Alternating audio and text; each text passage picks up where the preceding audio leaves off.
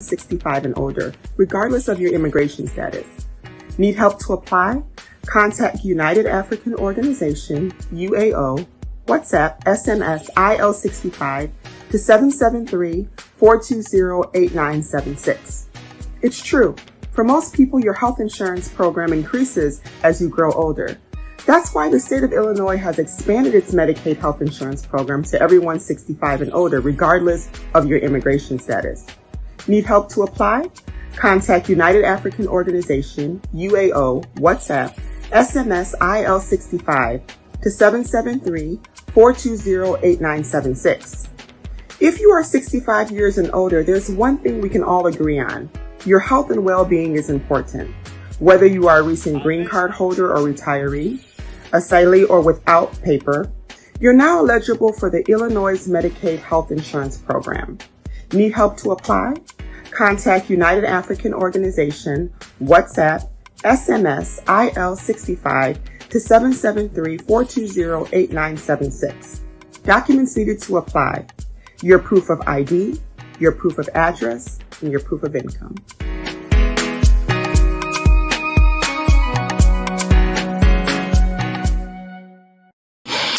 Hello. Welcome to the Ghana Agenda. My name is Alfred Amuzu, and today is January 15th, 2022. We are here, 2022, and today we are doing a very interesting show. We are going to review everything that happened in 2021. So if you know somebody who needs to benefit from this program and they're currently now watching, please share the link so they can watch and participate. Now, I wanted to take the opportunity to wish everybody who's watching also a happy new year. 2021 was very eventful. We know what we went through with coronavirus and the various variants. We are currently in the fourth wave, even in Ghana and in the United States equally everywhere. And it doesn't seem like this disease is going away. So that's one of the things we'll be talking about. I'll be joined today by my regular panelists in person of Paul Disosu, Efa Ameyao, Amponsa, Amponsa, and then of course, if you're lucky, we'll also be joined by our own Dr. Ato Kwabena. So I'm watching here because my team is playing. We are 2-0 up. I'm talking about Manchester United. I'm not talking about Ghana now. I know we have the African Cup of Nations going on, and we'll kind of quickly reflect on that as well, considering what we see Ghana doing, etc. My system is kind of giving me a little problem today. I'm unable to change my background for whatever reason. So we're going to rock like that. But in the meantime, please let a friend who needs to benefit from this program know. Share the links. Today, we are going to unveil a product that is something I enjoy as a kid growing up. But there is a history behind this product, and I'll be unveiling that product, which is made by one of my friends from Eliam Limited. In the meantime, let's take a quick break. So that I can get myself ready. Let your friends join, share the link. Let's all please share the link so we can have, people join and watch this program. Again, my name is Alfred Amuzu, and this is the Ghana Agenda. This is the first episode for 2022, and what we will be doing today is go back and look at all the things that happened in 2021. Quite a lot happened. Went from, election petition all the way to e-levy. We'll be discussing all that. And like I said, I'll be joined again by my regular panelists. Please, if you have not already done so, please share the link. Afishapa, Happy New Year. We'll be right back. Are you 65 years or older? Good news. Illinois has expanded its Medicaid health insurance program to everyone 65 and older, regardless of your immigration status. Need help to apply? Contact United African Organization, UAO, WhatsApp, SMS, IL65 to 773-420-8976. It's true. For most people, your health insurance program increases as you grow older. That's why the state of Illinois has expanded its Medicaid health insurance program to everyone 65 and older, regardless of your immigration status. Need help to apply? Contact United African Organization, UAO, WhatsApp, SMS, IL65 to 420-8976. If you are 65 years and older, there's one thing we can all agree on. Your health and well-being is important.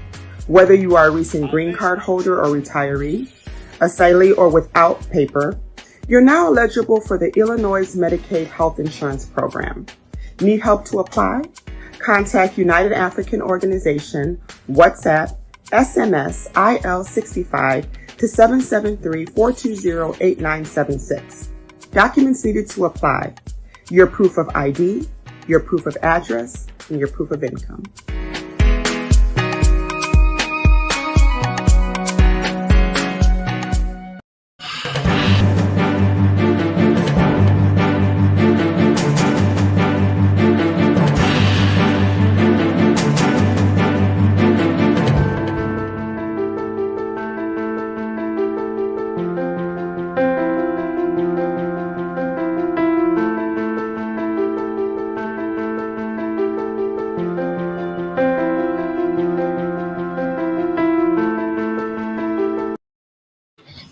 All right, welcome back to the show.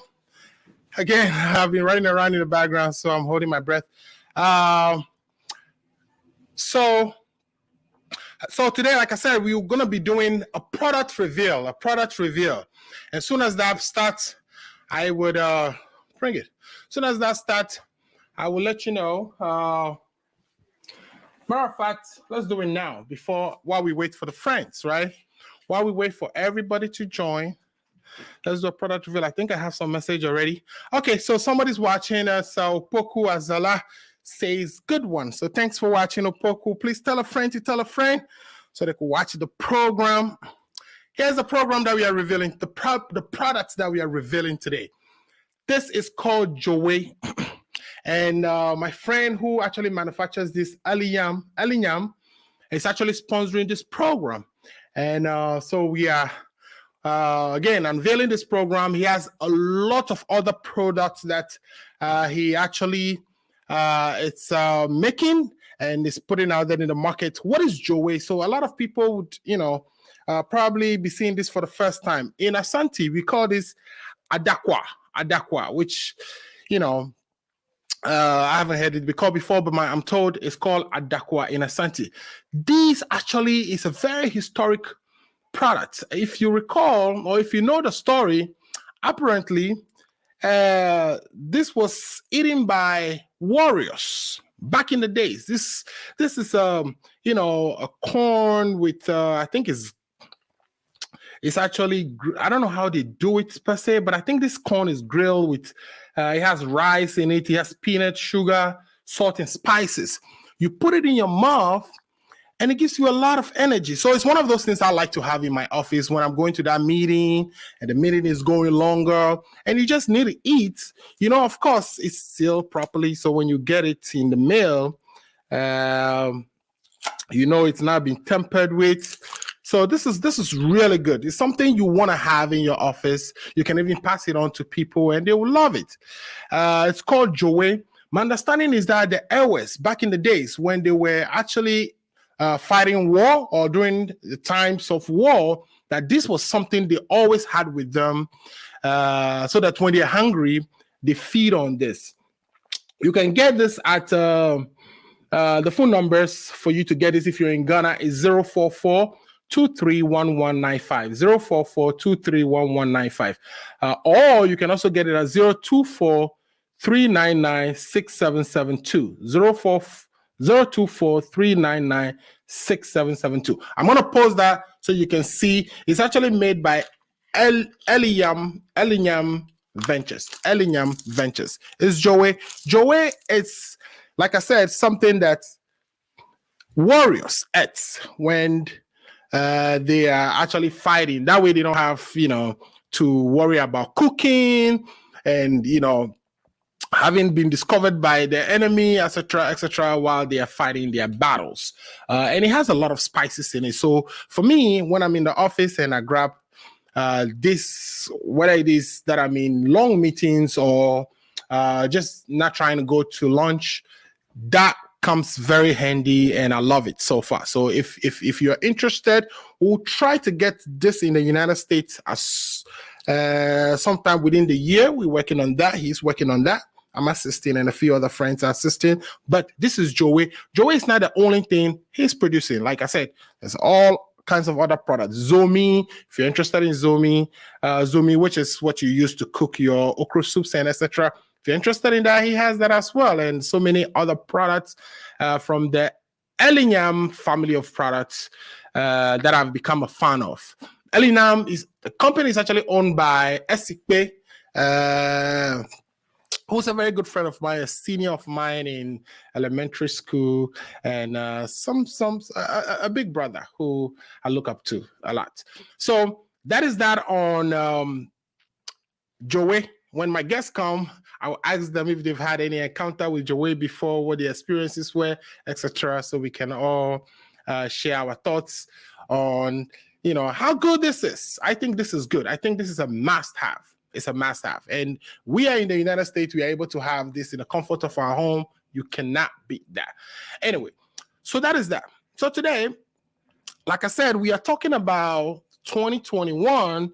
And if you recall, one of the first things that happened, or one of the things that lingered from 2020 that went into 2021 is the COVID.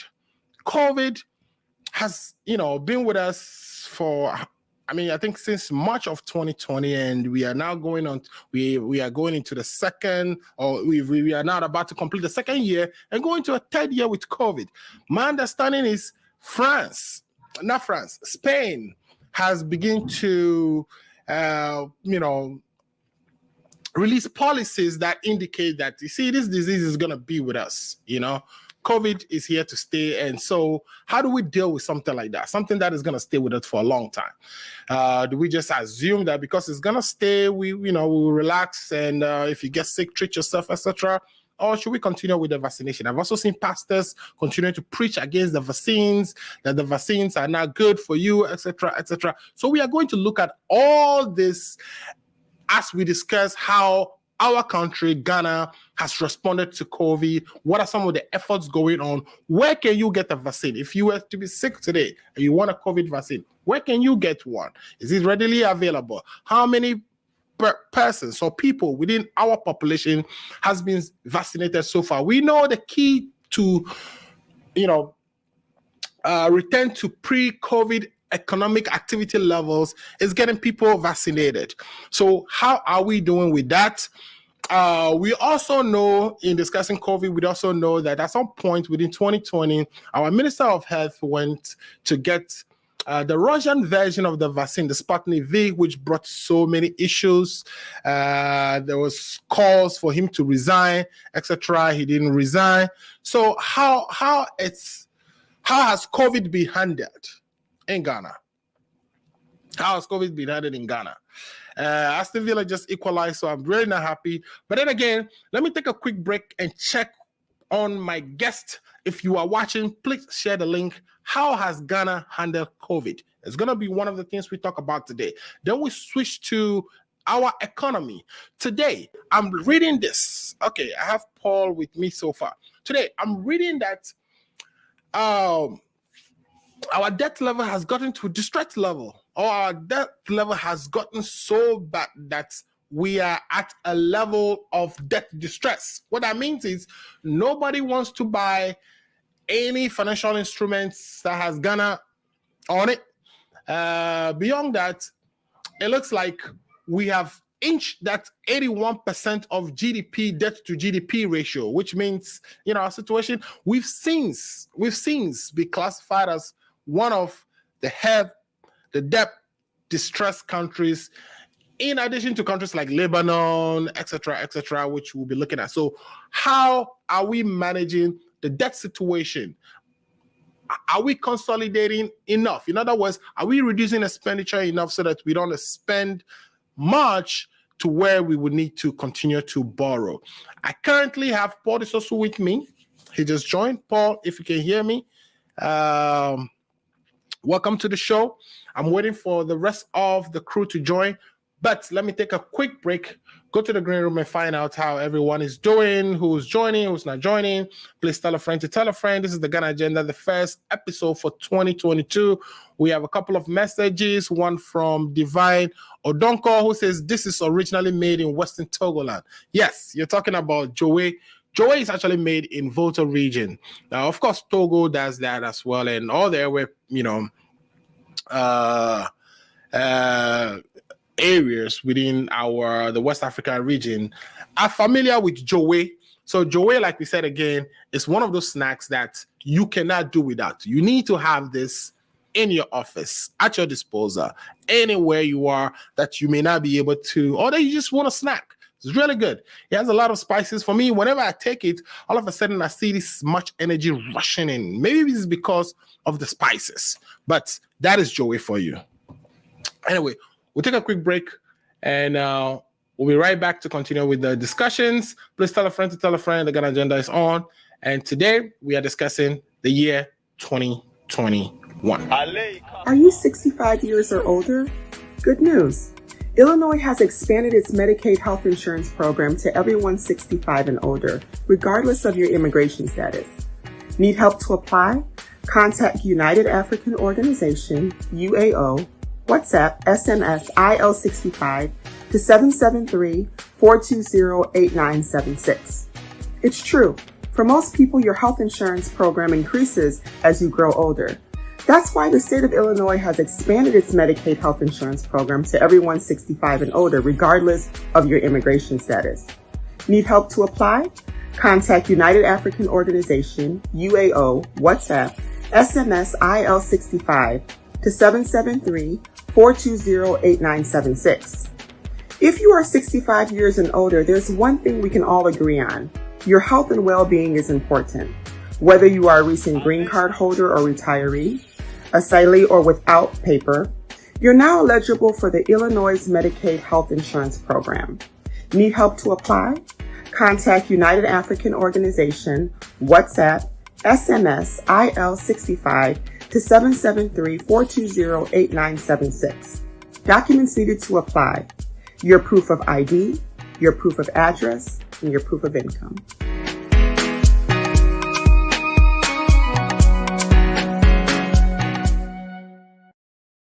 All right. Welcome back to the show. Paul is on, and I see Daniel. Daniel, welcome to the show. Thank you. Right. Paul, can you hear me as well? I know you came on first, but I can see your picture. If you can hear us, Paul, let us know that you can hear us, and we would bring you on.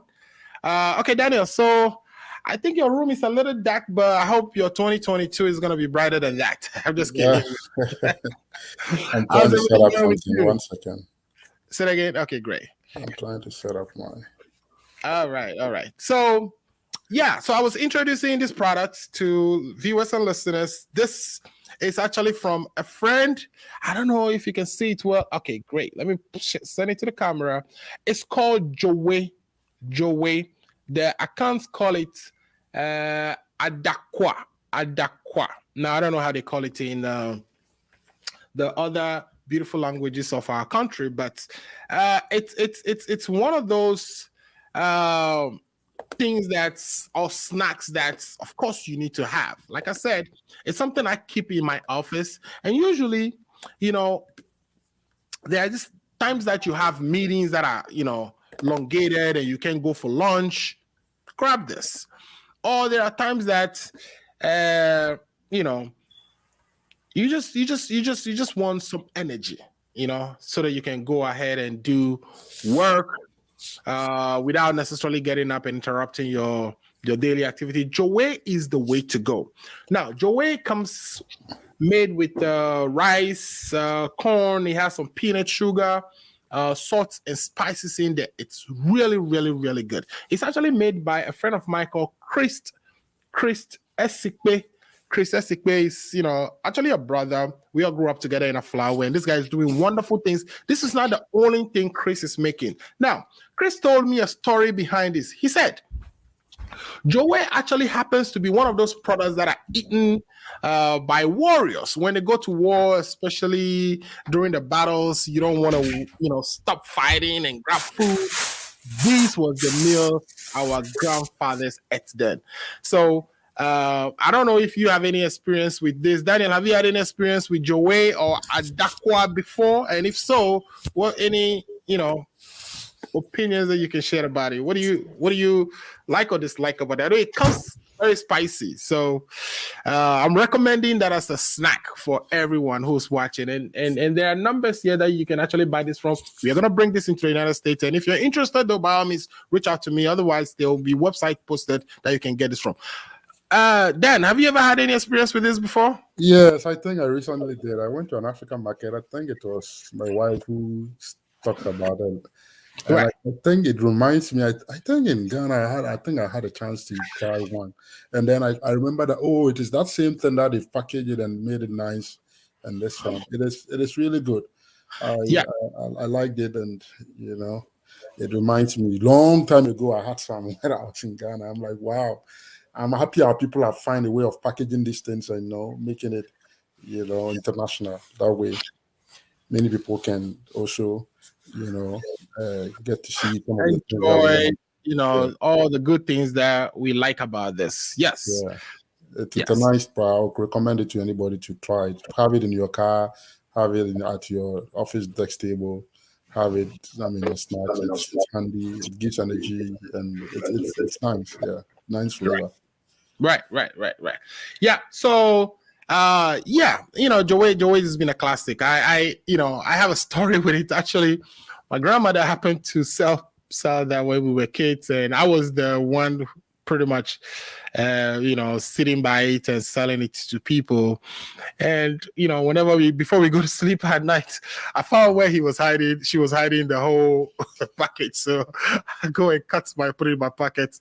So while everybody's sleeping, I'm enjoying my Joey and getting my energy to sleep with. But really, really nice product. If you're interested or you haven't tried it before, please try. This one is by, again, Elinyam Ventures, and it's a company that makes various snacks and other products of great historical value and very tasty. Okay, so Paul, are you still having difficulties? Paul, can you hear me now? All right. Anyway, Dan, since this is the first I'm seeing you in the year, Happy New Year. How have you been surviving for the first 15 days of 2021? And I know a lot of things are also coming from Ghana from all angles. How are you coping with all this and taking your notes for our shows like this or shows that you've been on? Yeah, it's I can't believe it. It's half of the month already.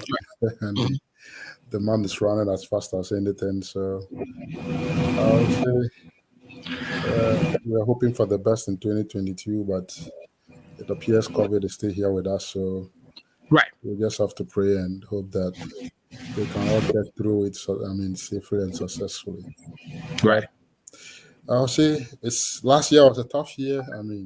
For the country and especially Ghana. And I hope I don't pray that this year we experience the same level of toughness we experienced last year. Otherwise, people will suffocate to something drastically has to happen so that we can bring relief to a lot of people and great opportunities again. That's what I can hope for. And then I pray that we are all the panelists too. I pray that we have time, we have energy, God grants us good health so we can continue to come and share ideas about our country and the way forward. So I think we just have to be hopeful and pray that whatever we plan come to pass, and then we can say yes, we achieve our goals at the end of the year. So happy New Year again to all of us and to my other panelists, those that are yet to join and those that are on as well, and to yourself and your viewers and your listeners. Happy New Year. Thank you so much for that. Paul, can you hear us?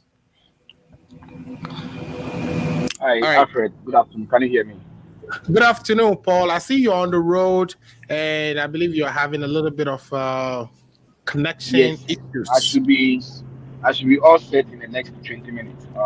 Where I'll be home and I'm going to be there to I'm going to contribute. But to start with, I want to say Happy New Year to everybody. Um, we are grateful that the good Lord has given us the grace, the mercies for us to all see the year 2022. We are grateful to that. It is my prayer and hope that in the year 2022, anytime we come on this show, let's be truthful to ourselves. We should stop throwing dust into the eyes of the good listeners on this show, and Right. also we should stop playing mischief. The truth is only one, and let's all of us stick to the truth.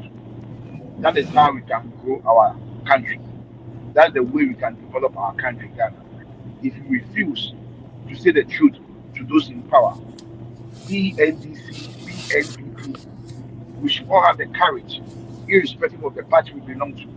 If the government is doing anything wrong, we should be ready and bold to say to the face of the government and the president that whatever you are doing is wrong, it's unacceptable, and we should speak against it. This is what I want to say as an opening remark. Thank you. Thank you so much, Paul Disosu, for those remarks. I have a Lifetime Legacy on message line. He's saying that Happy New Year to you guys. Happy New Year to you as well, Lifetime Legacy.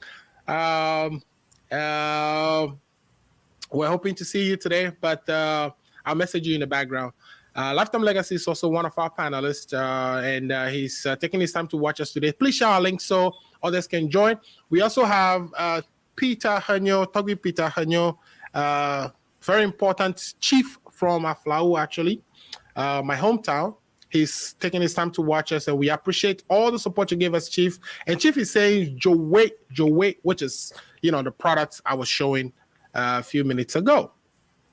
And then, of course, Lifetime Legacy says, guns always, it says what?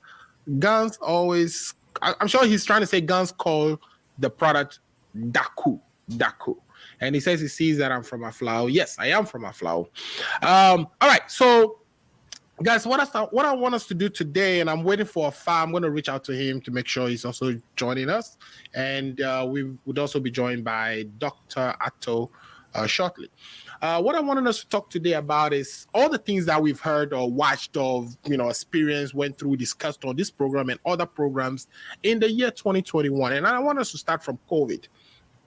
Ghana is currently in the fourth wave. So far, it appears we have about 10% of the population inoculated or vaccinated. And we know that in order to open our economy and go back to the pre-COVID days, that we need more vaccinations. So let me start from Daniel. Daniel, what is your assessment of how we've handled COVID in 2021 so far? Because, of course, we didn't have vaccines until sometime in 2021. And I remember the president being the first one to get inoculated around March timeframe or so, or he was one of the first ones to come out to be inoculated with his wife.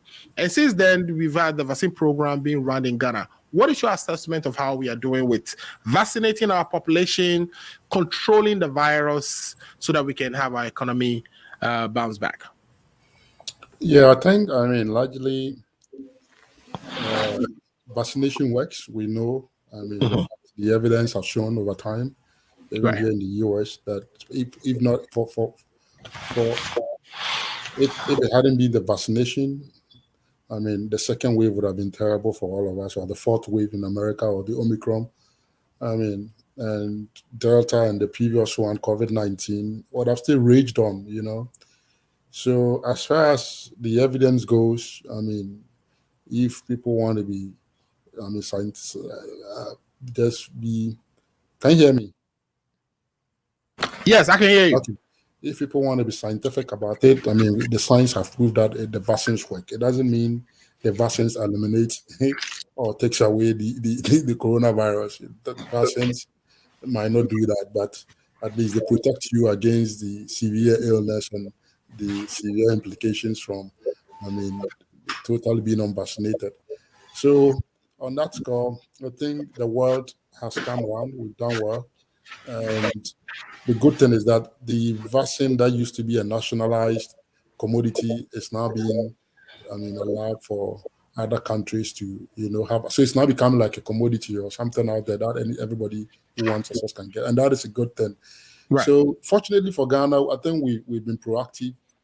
We have gotten most of the vaccines that we need, but it's not every country that has it in the capacity in which we have it. And that must be clear to many people. The world, some part of the world have not even seen vaccines yet. Right. So we are not, when it comes to the rest of the world, it is not as normal as in the US where you can get a vaccine quickly. That in the US, almost getting a vaccine. Would you say Ghana is one of those part of the world where the vaccine hasn't really taken a root? Because we're talking about we have gotten the vaccines out there. Now it is about the people being vaccinated. And think about it, Ghana for a very long time, our health system have had a good vaccine, structure in place. So getting vaccines to, our people is not really Ghana's like bottleneck, and to be fair. And thankfully to the zip line thing too helps a lot to be able to send these vaccines to remote area. So when it comes to like the distribution, the supply chain of distributing like medication or vaccines across our country and the systems in place to do that, fortunately for Ghana, we've had a program long before COVID for doing that. And so, it's just a matter of activating it. But the issue now is people coming up to, being vaccinated and people not running away from the vaccine. Because in recent times, I was told they sent some vaccines to some part of the country and some people rejected it, So that is the issue. I think we should be able to accelerate and vaccinate many people. And recently, too, I heard some doctors talk about, some concerned doctors come to, try to discredit the vaccine, the vaccination going on and even asking government to stop it, But like I said, everybody's life, as far as the government is trying to make sure that there's, public health safety standard, and you decide you don't want it, at that point, it's not your government that has failed you. It is your decision. So whatever happened, the consequence be on you. But the thing is that if the consequence was only going to remain with you, who cares? That is your problem, right? But the fact that you don't get vaccinated, you get, affected by the virus, you can spread it to other innocent people or bystanders, then that becomes an issue of the public health we are trying to resolve. So I would say we have to increase the speed, increase the acceleration, because these vaccines to have expiration dates. And if we don't do that quickly, we might even miss out on some of the ones that we've had already, and the expiration date might catch up with that. So on that score, I think that we stand in a good place to be able to vaccinate most of our people. And we need to see a lot of vaccination happen in 2022, because we don't know what other variant might come up. As of now, I'm told the Omicron is increasing in numbers in Ghana. But the good news is that the South Africans are saying that the Omicron infectious, or it's not as deadly as the previous one.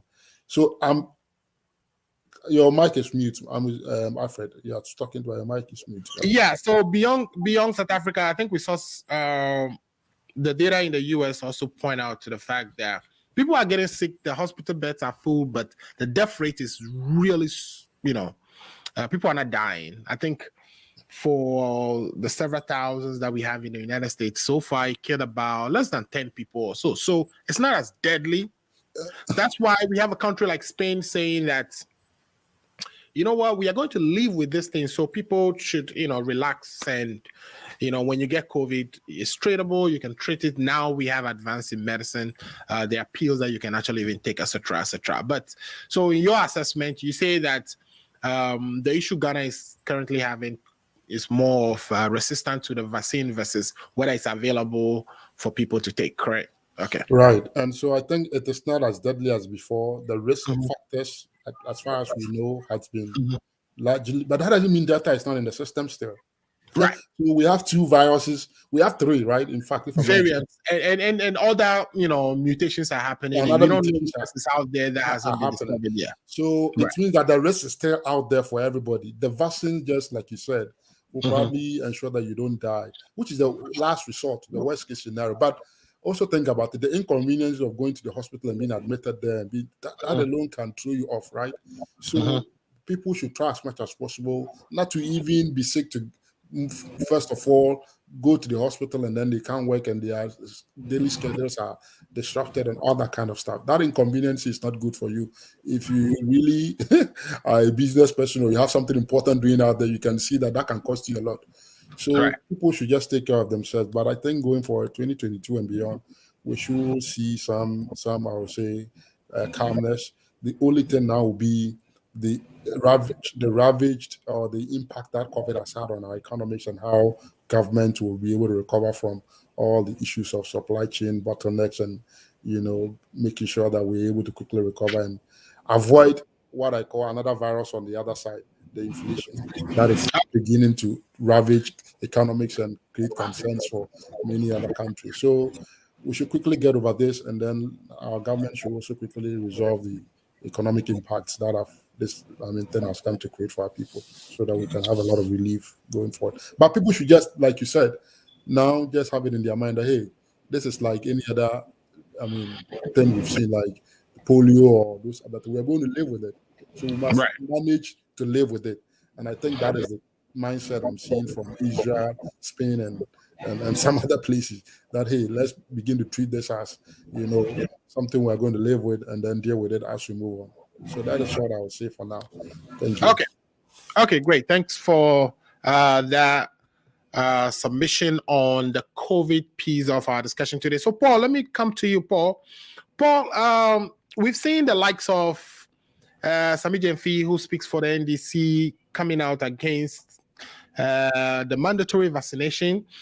We've even seen in the Supreme Court of the United States about a couple of days ago, defeating or rejecting or ruling against the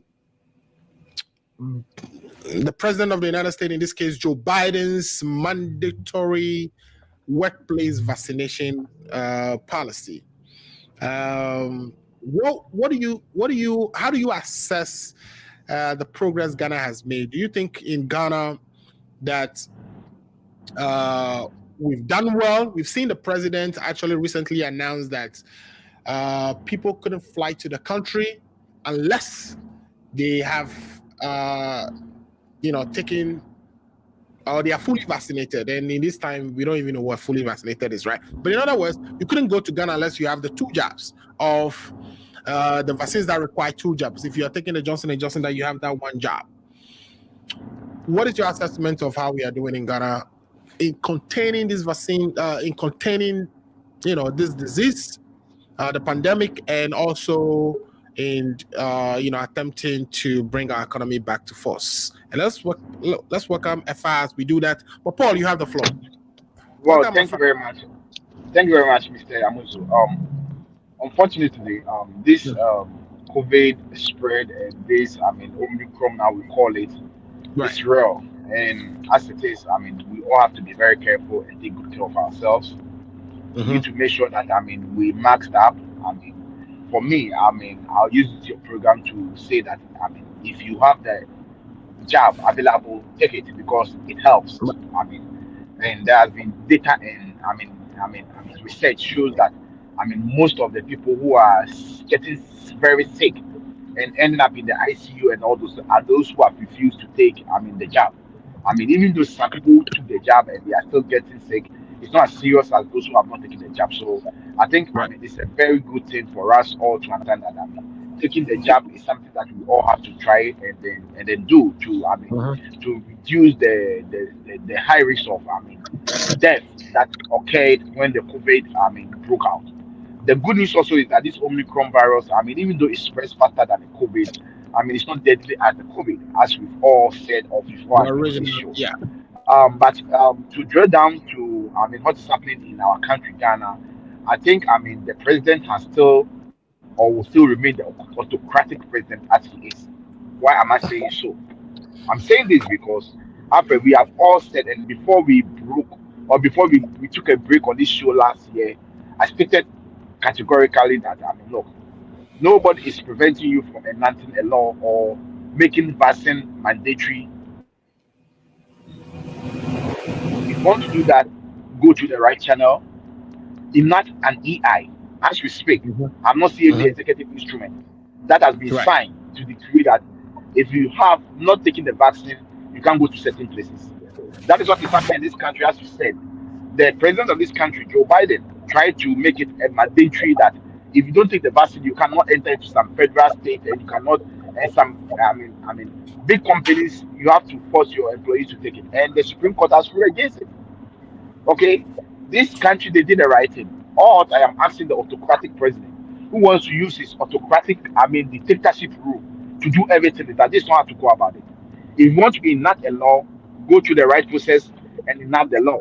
Go, let your, Minister for Health enact a law. Go to the Parliament of Ghana, let the Parliament of Ghana approve it, put a signature under it, and it becomes an executive instrument under your presidency. As we speak, I still do not believe, and I think Comrade Sami JP is in court with this issue. And also, let me also say that our government is not being transparent with the people of Ghana. Why am I saying so? As we speak, the Food and Drug Board has stated categorically that they have given emergency, approval for the vaccine that are being used for our brothers and sisters back home in Ghana to be used. The question over here is, why is the government of Ghana refusing to go through the right process to get it passed out as a drug that is safe? As we speak, when Commissioner Mijimpi, wrote the FDA, he asked for the details of the test samples that they've done. They refuse to give those information out. That is why most people in Ghana, most of our folks are refusing to take the jab because they will not be transparent. We don't know the FDA is saying about the efficiency and efficacy of the vaccine that they are giving to our people. And look, in this country, you cannot just give, shots or jabs to people without the federal FDA, giving total approval. Right. That's what has happened in this country. But in Ghana, they have not given the total approval. They have just given emergency approval, which is different from total approval. So I think there is super incompetent government of the MPP in charge to do the right thing. Let's get the FDA to come out and let's tell us, they should give us data that shows that, people who are taking these jabs will not have side effects. There are no future implication of it. Even though this country, we have known and then we know that the FDA has stated that if you have, some terminal ill diseases and you get this sickness and take this jab, there are some side effects of it or not. We know. Why is the FDA in Ghana not trying to do that? We should get them to do that. Look, if you want to get your people to vaccine, if you want to get people to have the jabs in their arms, okay, you have to be fair, transparent, and then you don't try to play games and tricks on the people. I understand in Ghana, and most of our folks in Ghana, and most of the people in the villages, they have different understanding of what is going on. Until the government come clean, okay, the government is transparent with the things that, and the research from the FDA to let them know that, look, when you take this jab, these are the implications. In the future, maybe ABC will happen to you, but DEF is not going to happen until they come out with the full report. This is what is going to happen. I know and understand, and I heard that most people in Ghana are refusing to take the jabs because they think, the jabs will give them future implications. And that is why I heard that most of the, vaccine that are taken to Ghana for free, which is sent, are getting expired and they are throwing them out because people are refusing to take the jabs. So for me, transparency, truthfulness is what is needed. And Mr. Muzo, I just don't want you to, let's stop saying that the vaccine has affected the economy. The vaccine or whatever is happening, the COVID, the Omicron virus, the COVID-19, everything is affected every economy in the world. It's not only Ghana.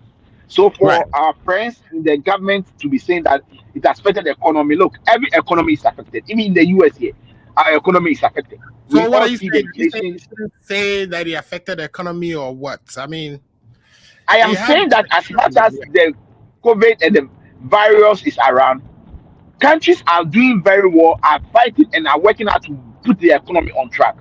But that's not what is happening in my beloved country, Ghana, Mother Ghana. The people in charge just do not know what to do. They are hiding behind COVID and trying to say that because of COVID, that's why they've borrowed over 320 billion Ghana cedis. And that is not true. 220 billion Ghana, sorry, that is not true. They should fix the economy. They tortured themselves when they were in the opposition that they know how to fix the economy. They are the best managers of the economy. So they should not hide behind COVID. I am saying, if you go to, Afghanistan, COVID is over there. Their economy is affected, but they are working because they have good managers who are managing the economy, and the economy is on right footing, just like in the United States. Even though with the high rate of death and all that we've seen in the past 2020, 2021, we are trying to get the economy back on track. People are looking for, people to work. People cannot get the jobs are there. People are not even getting it. They are not getting people to work. But that is not what is happening in Ghana. I am saying, and I'm stating over here, that the managers of the economy, they don't know what they are doing. They don't understand what is going on. They should call stakeholders meeting.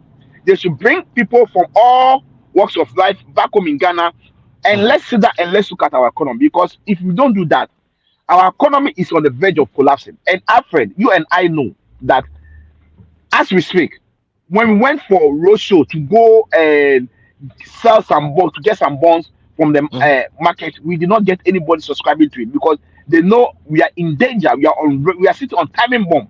Our economy can collapse at any time.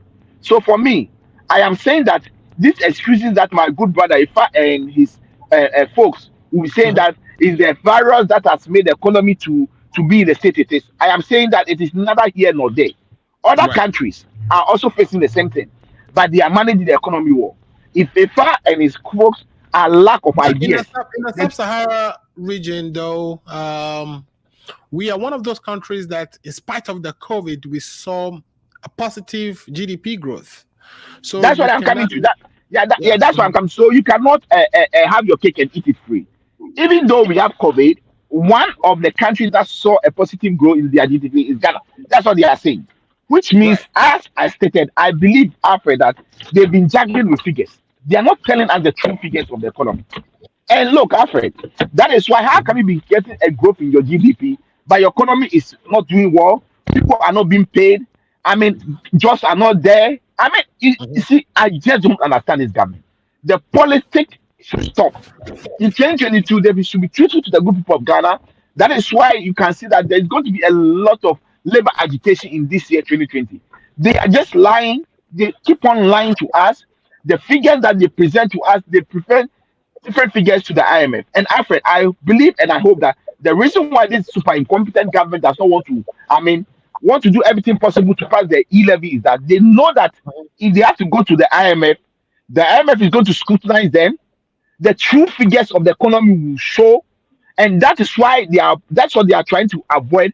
That's why they are doing everything possible to pass this e-levy through. Because without the e-levy, look, they cannot be able to survive. And if they cannot survive, why won't you go to IMF? They don't want to go to IMF because they believe, and I believe strongly, that the figures they are churning out are fake. Because you cannot go to the IMF with fake figures. When they go to the IMF and they want to get, the support of the IMF, the true figures of the economy will show. And Alfred, I am telling you, our economy is on the verge of collapsing. I will hold on here and listen to my brother Ifa. All right. Thank you so much for those submissions. You said our economy is on the verge of collapsing. We need e-levy. They are not telling us the truth. COVID hasn't necessarily impacted, or COVID has not, impacted our economy the way it's being, put out there. These are the things that we heard from Paul. What is your assessment of how we've handled COVID in Ghana? Considering the fact that it's only 10% of the population that has been inoculated so far after 1 year at it, right?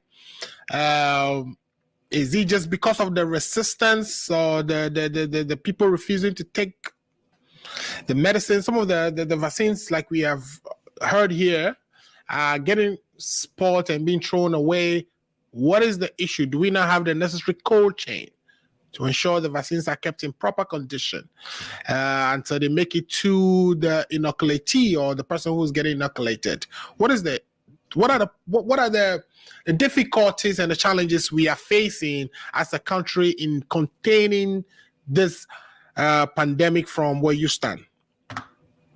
Yeah, thank you very much, Alfred. Greetings to Paul, greetings to Nanaya. Today, the way he's relaxed, I know he's going to come up with some firepower. Thanks for coming and thanks for showing up. We will come here and we were going to straighten up issues and straighten up matters. Right. If people are confused about taking the vaccines, one of the reasons is, the global, there's a global resistance to the vaccine Right. about its safety and stuff like that. And when you come to Ghana, the NDC is also on the verge. Sami Gyamfi in recent times and press conferences and on his page on Twitter and all over the place are telling people that the vaccine is not safe and blah blah blah and stuff like that and all. So that's also a contributing factor. He is somebody that, if nobody at all, the NDC supporters, the youth listen to, and they will take his word as gospel truth. So if we have a situation where when the first dose got to Ghana, we have members of parliament led by an NDC member, asking for more of the vaccines, and they don't know that it is safe, then we are, you see, in the country, right, when one person makes a statement that is supposed to be verified by different aspects of the country, different agencies. If a whole speakers of parliament and the whole MPs cannot find out, what the FDA did to ascertain this, and it has to take Sami Gyamfi. The posture of Sami Gyamfi is not nation building per se. If you want to find out something, there are ways you can go about it in a very civil way, and not these bossy, kind of counter, want to prove them wrong and stuff like that. It's not healthy, and that wouldn't be the route. So I would look at it from the point that if the parliamentarians, if all these MPs will take for their family something that is not wholesome, that is not safe, then I don't know who else will make sure that the agencies in there are working. Now globally, Paul, you have to listen to this. The jab that you took, right? They are all emergency. All of them are experimental. We are all being used as experimental everywhere. Right. Wherever you've taken the COVID vaccine, we are all being used as experiments. So if you have doubts about the one that is in Ghana, you must as well want to have doubts about the one that you're taking in the US. I've taken the Pfizer. I got the COVID about a week ago, about 10 days ago. I got it. I got the Omicron. And for the past 1 week, I've been battling it. In fact, it is yesterday and today that I feel better, right? So there are some light coughs. I did 3 tests. They all came out positive. So I know how it is. And this was I had taken it before. The question of whether if you've taken it before, it doesn't affect you and all that. I have members of my family in the house, about 5 of them. They said they're not going to test, but one person tested and it's positive, right? Hasn't taken any medication and is responding to treatment. So all these things, we all are at the experimental stage of finding out what exactly this is. And I've had the opportunity to talk to doctors and stuff like that, and all these people. They say, they don't know. Dr. Atu will tell you this is a novel virus, whatever. So the scientific world, the doctors and all these people are still studying this. So, until such a time that we get the full information and everything about this, everything is experimental. And we have to go with the way it is. This is not the first time. It has happened before. And this is how they overcame it. So for me, we all got confused when everybody out there take just one information and trying to lambast the scientific world or try to go political or use it for whatever. What I mean, this is unacceptable, right? And if we want people to be making statements on the COVID situation in Ghana, when this hit, the NDC set up the COVID-19 team. They made 1 or 2 propaganda and you don't hear about them. And this was a team that was full of scientific. They realized that all that was happening are the truth. So until such a time that you get a different contrary view. Come on now. Let us go with the way what it's going to take for us to overcome this. You can make your case, but you cannot in one breath say, why have we vaccinated this number? And in another breath say that the vaccine is not good. Who's going to take it? If you know that what you are saying, someone will take it. I think the NDC person you're speaking about here, the communications officer, Samija Fee was speaking his individual capacity, right? He wasn't speaking for the party. So you couldn't blame that on the NDC per se, right? What is the difference? What is the difference, man? You for instance, when you come on this program, you tell us that you're speaking for the party, and some of what you say doesn't necessarily reflect your own opinions, right? Right. So we all do that, and he, in this particular instance, was speaking for himself. He wasn't speaking for the party. But he has not just made one statement. It's a series, and he went out there looking for documents and stuff like that. What he should know is that he holds a very important position, and most of these things is that people cannot really differentiate between his personal views and his views as a communication officer, right? And we're talking about this thing here. So for me, we all can have our doubts about the vaccines, right? But we shouldn't use that to be the gospel truth for which we will prevent others who may not be in a position to make certain decisions, but their decision will be based on yours. To prevent them from taking the vaccines, people who otherwise would have taken it if you had not made such a statement. Right. You get the point. We are all confused. We are all confused. Yeah, but the leaders will kind of come up with something. We cannot also sit down, right? So we have to do something to overcome it. So please, let us all be part of the success and not, go through this thing that we do. So that is that on the vaccine. So for me, it is an individual decision. You don't want to take it, don't take it. Okay? Don't prevent others from not taking it. But I believe that, we have leaders who, if they are so wicked as to put in us something that is not good, I think time will tell, and then we're going to take it up from there. But for now, we don't have any evidence to believe that what they're giving us is not good. All right. Thank you so much for that. So and then quickly on the economy. And COVID management and stuff like that. We all have seen how COVID has devastated the world. There was so much contradiction in what Paul was trying to say. You cannot, at this point in our time, take COVID out of economic management and stuff like that. Supply chain has been hit. Look at the US. Prices of goods are going up left, right, center, and it is because supply chain has been hit by all of them being COVID, and we have not overcome it yet. We've done our part. So you cannot talk about economies without talking about COVID. Right. For obvious reasons. So if you take it out, it is not, you are not being realistic.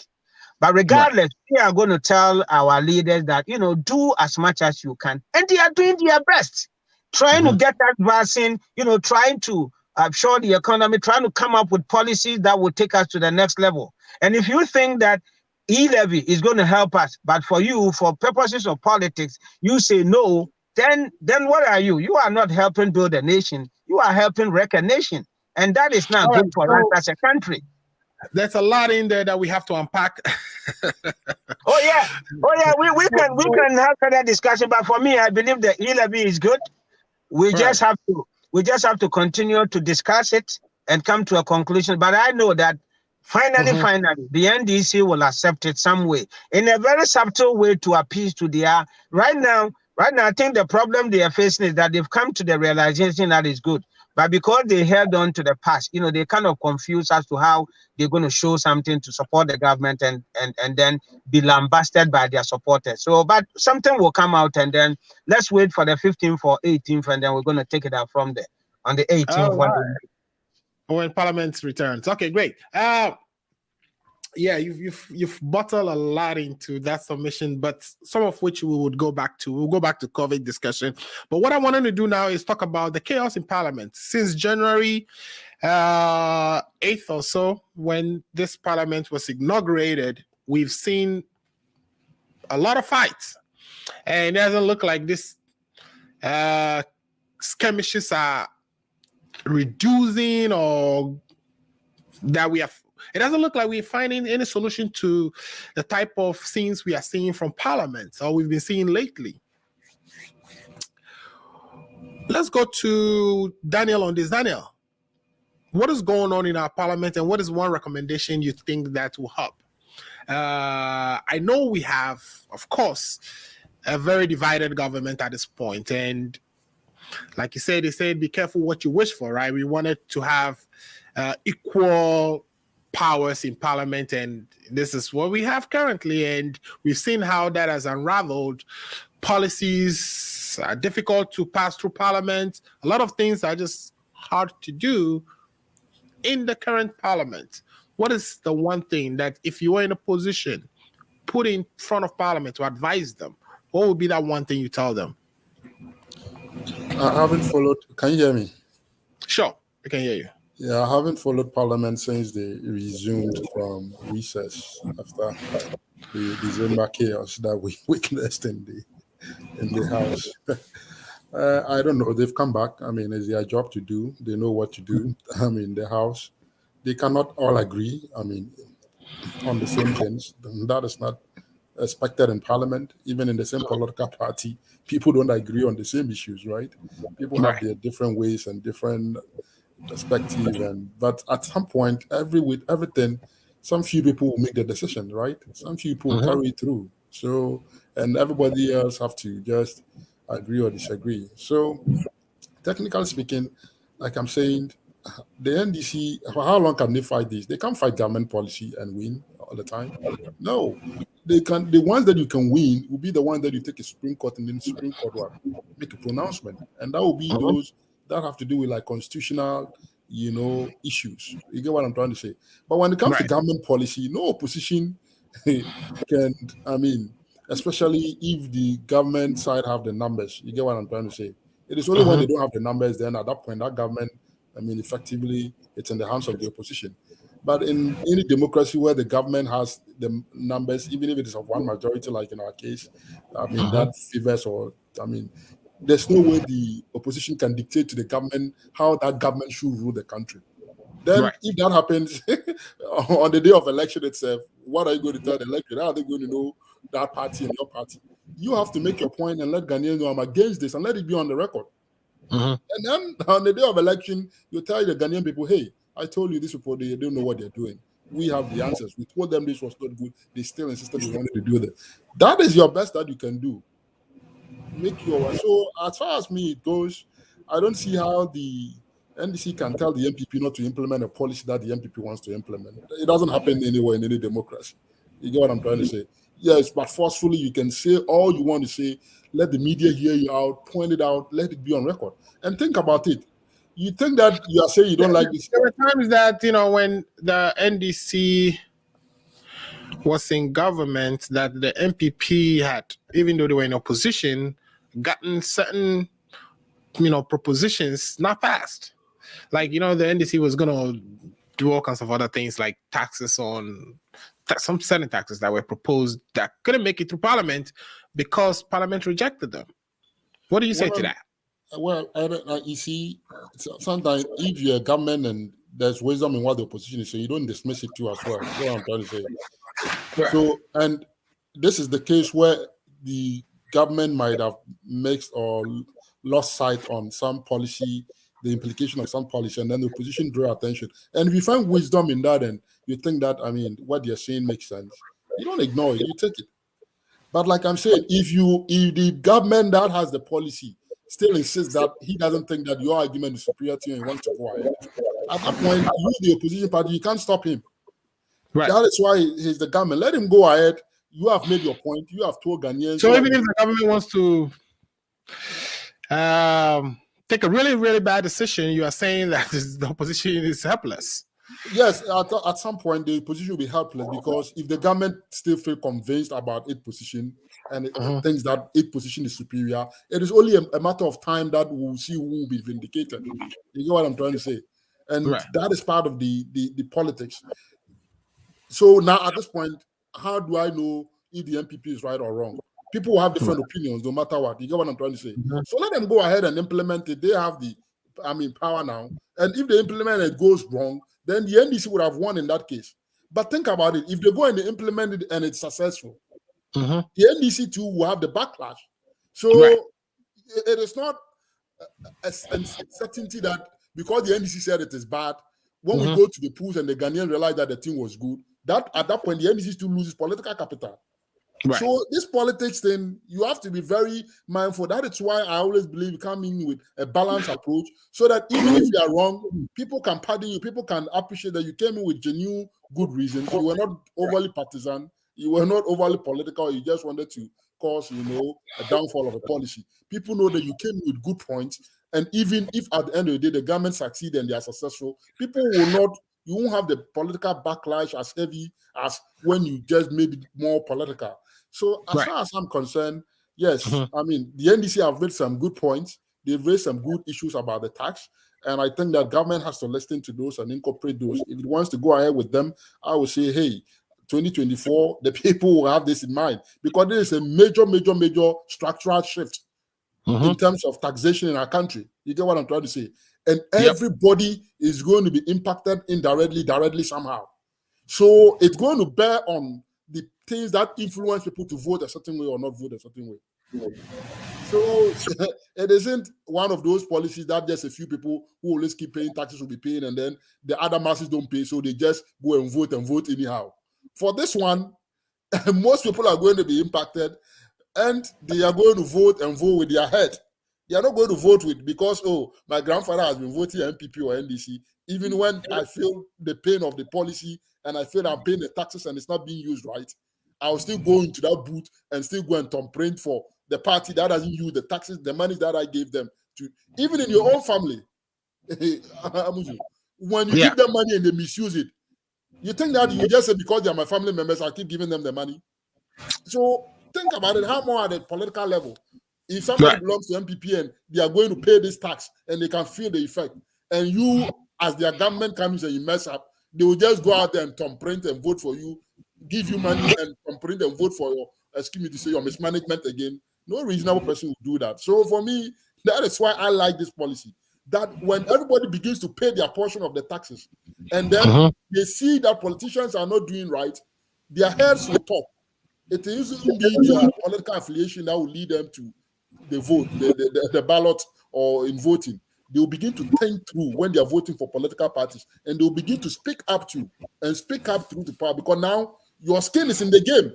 So you know that, hey, it is not easy for me to make this money, and you come and tax me, and you misuse them on unnecessary, travels, unnecessary S-dashes, unnecessary other things that I don't feel I want.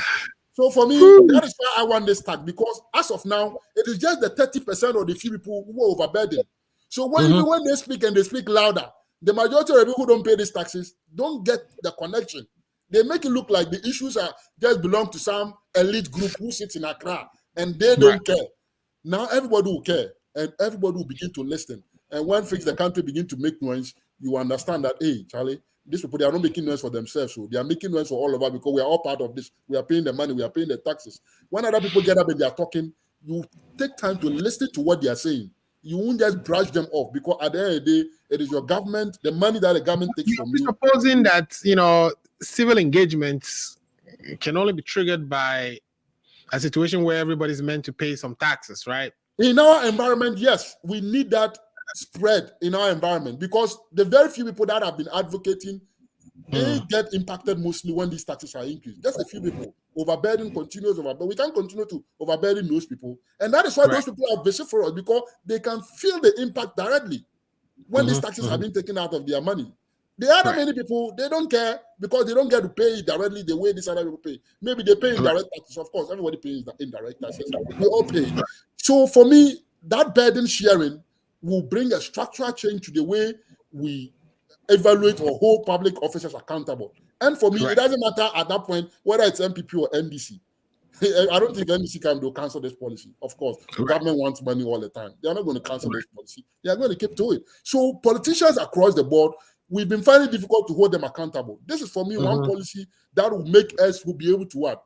Once we are all new burden sharing, we'll be able to hold people accountable, not just think because they're from a political party, anything they say will pass. So that is me one of my biggest reasons for supporting this tax policy, because of the wide implications it had on many people across the country. Because electronic money doesn't care if you live in Aflao or if you live in Numboso, my village. You get what I'm trying to say? It doesn't care because they're using an electronic platform. I see that there is a lot of energy to discuss e-levy. So for me, Parliament, the NDC, I've heard their point of view. They can do what they want to do, but if the government wants to pass it, they'll pass it. That will get through. That doesn't mean that the NDC is weak. It doesn't mean that, the NDC has failed Ghana. No. It is just the set of our parliamentary system and how it works. So if you understand this, you are not going to be surprised. So I don't want people to go out there blaming that, NDC couldn't stop. How would the NDC stop it? If they have 137, you think they have the power to stop it? You think the government that also has 137 and have the executive arm of government cannot push it through?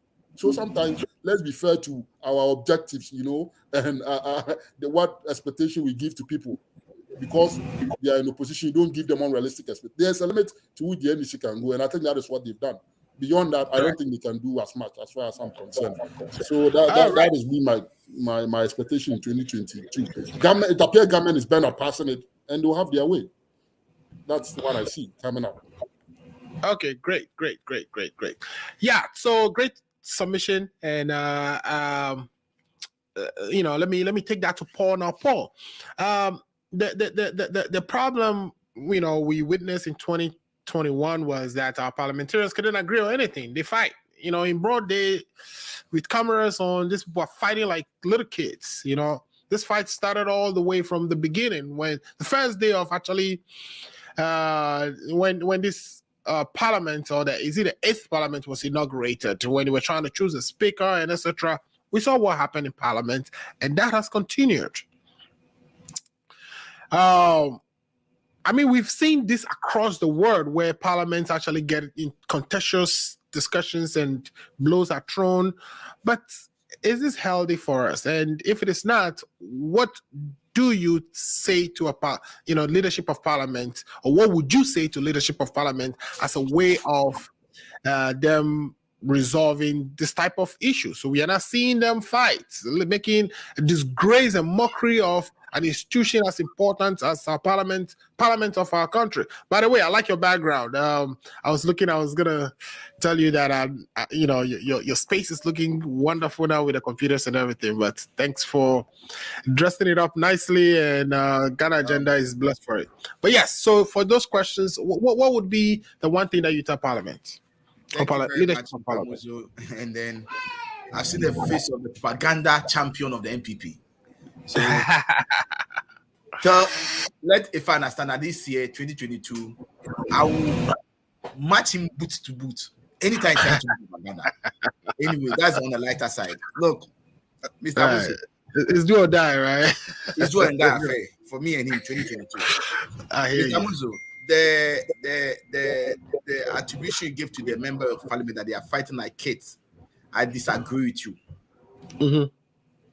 Our national anthem and national pledge says that we should resist the oppressor's rule.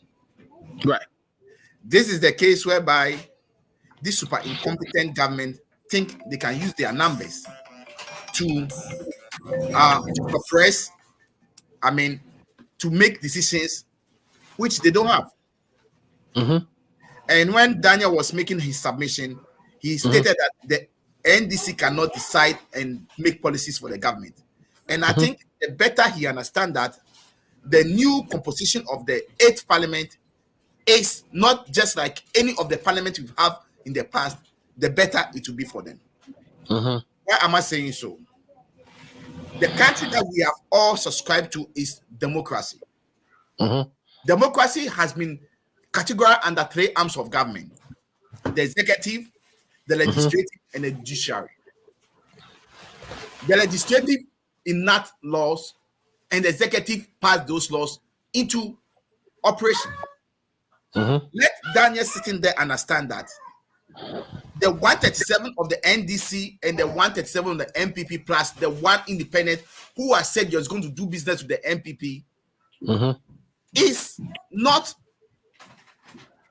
an issue for him to sit here and say that the opposition cannot decide what policies the government should take. Democracy says that the majority carries the day. If an issue goes to parliament and the minority carries the day, that is what it is. Likewise, when an issue goes to parliament and the majority carries the number of votes, that's how it is. Right. Now, as we speak, the only difference is one.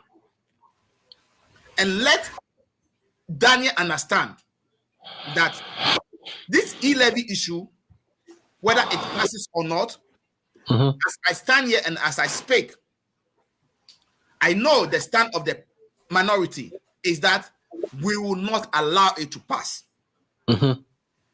As we speak, I can say for a fact, also on this show, that the majority, led by their majority leader, still do not understand what we call engagement.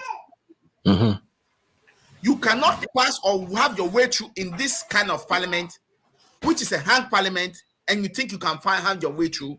It's not going to be possible.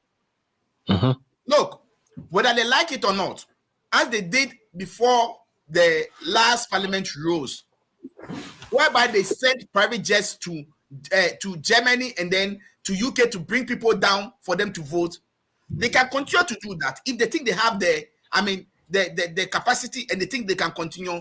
Let's do that route, or let's take that route. They should understand that whether they like it or not, this is the time for them to leverage, to consult, to sit on a table with the minority. Minority is there to put the government in check. And if the government is bringing any policy that the minority think is going to hurt the good people of Ghana, including Daniel who is sitting there, including my brother Ifa, including you, Amus, including me, if the policy is going to affect us, they have every right to rise up against it. But he's saying that let them implement it, and when they fail at it, you have the opportunity to run against them based on that and win.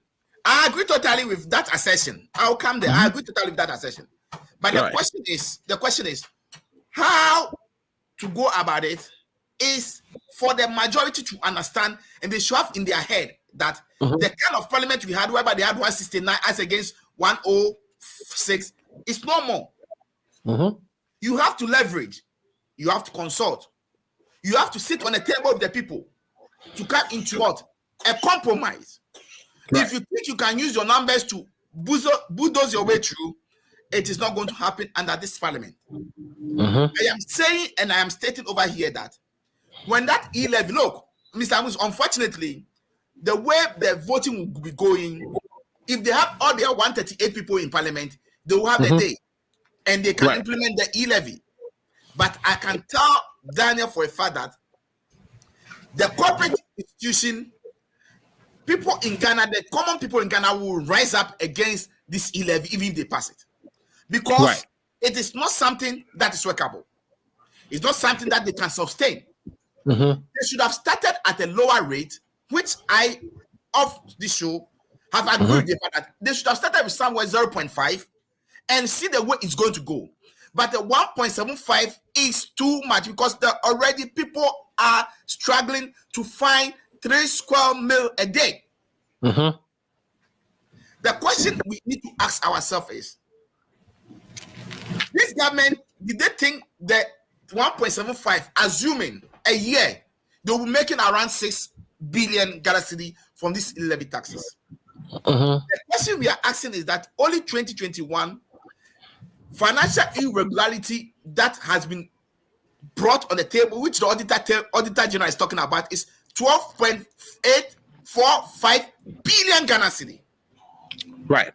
For the 5 years that this super incompetent government has been in power, financial irregularity is hitting almost 38 billion Ghana cedi. Now, the question we are asking is, What mechanism are they putting in place to block or to reduce these financial irregularities? I am not going to be an ostrich here. Financial irregularity keep on happening. In the NDC era, we see them in the millions. They try to fight it to reduce it down. You cannot do it 100%, but at least put something in place to be able to reduce these financial irregularities. If you are losing 12.85 billion a year only, and now you are crying for 6 billion, why would you put mechanism in place to make sure that you reduce this financial irregularity that is happening under the super incompetent government, so that you can farm that money to support the economy? Okay. I am saying over here that so it appears you are still on e-levy, and we're going to come to e-levy, but I wanted to kind of really flesh out the issues we have in Parliament and the fights, you know. No, I'm coming there. I'm saying that this e-levy, so far as I'm concerned, the minority still stand at where they are standing. We've not changed our mind. We've not shifted. I am saying that e-levy, we are going to vote against it. They can have the 138 voting for it. That is fine. That is up to them. And I am telling and I'm saying on this show that this policy is going to fail big time. And I am saying over here that the reason why they are refusing, to do the right thing. If you think you need money, go to the IMF. But Daniel and Ifan knows very well that they've been lying to the good people of Ghana with the figures they've been telling, being the economic figures. If we go to the IMF, you cannot go and lie to the IMF. You will be forced. They will look into your books, and the actual figures will come out. And they know if the actual figures come out, they will become a laughing stock. That is why they are doing everything possible to pass the e-levy. We will not, koto to the pressure that they are bringing. We are going to stand, we are going to resist our pressure through. We are going to make sure that we stand on our right, and Parliament is going to be more interested in this year, 2022, because the NDC will not allow this super incompetent government and their ministers and MPs just to push anything through. Mr. Mutu, as we speak, do you know that the Ejapada they passed in the 7th Parliament, which was when they were 169, they passed it. As now, the investors are saying that if the minority do not support it, they cannot move on with the implementation. That is why they have brought the Ejapa back. So if Daniel think the minority the president had asked that the Ejapa deal be suspended when Amidu came out with the sort of the No, Mr. Amos, that's not the case. That's not the case. The Ejapa deal was passed by the 169 Parliament of the 7th Republic of the NPP. Yeah. Now, the reason why they cannot move on with that, the stakeholders, the people they are going to sell our royalties to, have noticed that they can be changed in government at any time. So they are saying that until the two sides of Parliament back into the agreement, they cannot move on with it. Right. This should tell Daniel, who is sitting here and telling us that the minority cannot make decisions for government, should tell Daniel that the minority is important. Even if the NDC is in power, the minority stake is important. In every democracy, the minority joins to make the democracy beautiful. If Daniel think the minority cannot make decisions, they should go ahead with the Ejapa. Let's see. The Ejapa cannot move on until the minority gives its total support to it. And I am here to let you know that the minority in Parliament, led by Honorable Haruna Idrisu, we are going to fight these people boot to boot. We are going to ensure that they are not going to have any bogus policies to pass through, just like they did in the 7th Parliament. They should come onto the understanding that the minority is there to put checks on them. They should come to the understanding that if they refuse to come into compromise and sit on tables and let it go into the head of Che Mensah Bonsu that he cannot have the sort of parliament he had in the 7th Parliament. This is a new parliament, and he has in mind, he makes his mind to come clean. Look, he's not going to have it easy. Paul, Ejapa already passed, right? Ejapa passed in the old parliament, right? Well, It's not passing the old parliament, but you know why are they not moving on? Because It's the magnanimity of the president that says that. the president it is said not it's true. okay. Yeah. It is not Exactly. true. But the No, president- Paul. That What you have said That is is not a true. fact. No. The president did after Amidou The came president out. asked that no, he wanted to That come means back he came to out, It parliament. is the say- president No. who said, put a yes, hold it on is this. the president. It is solely on the president. It would have been implemented.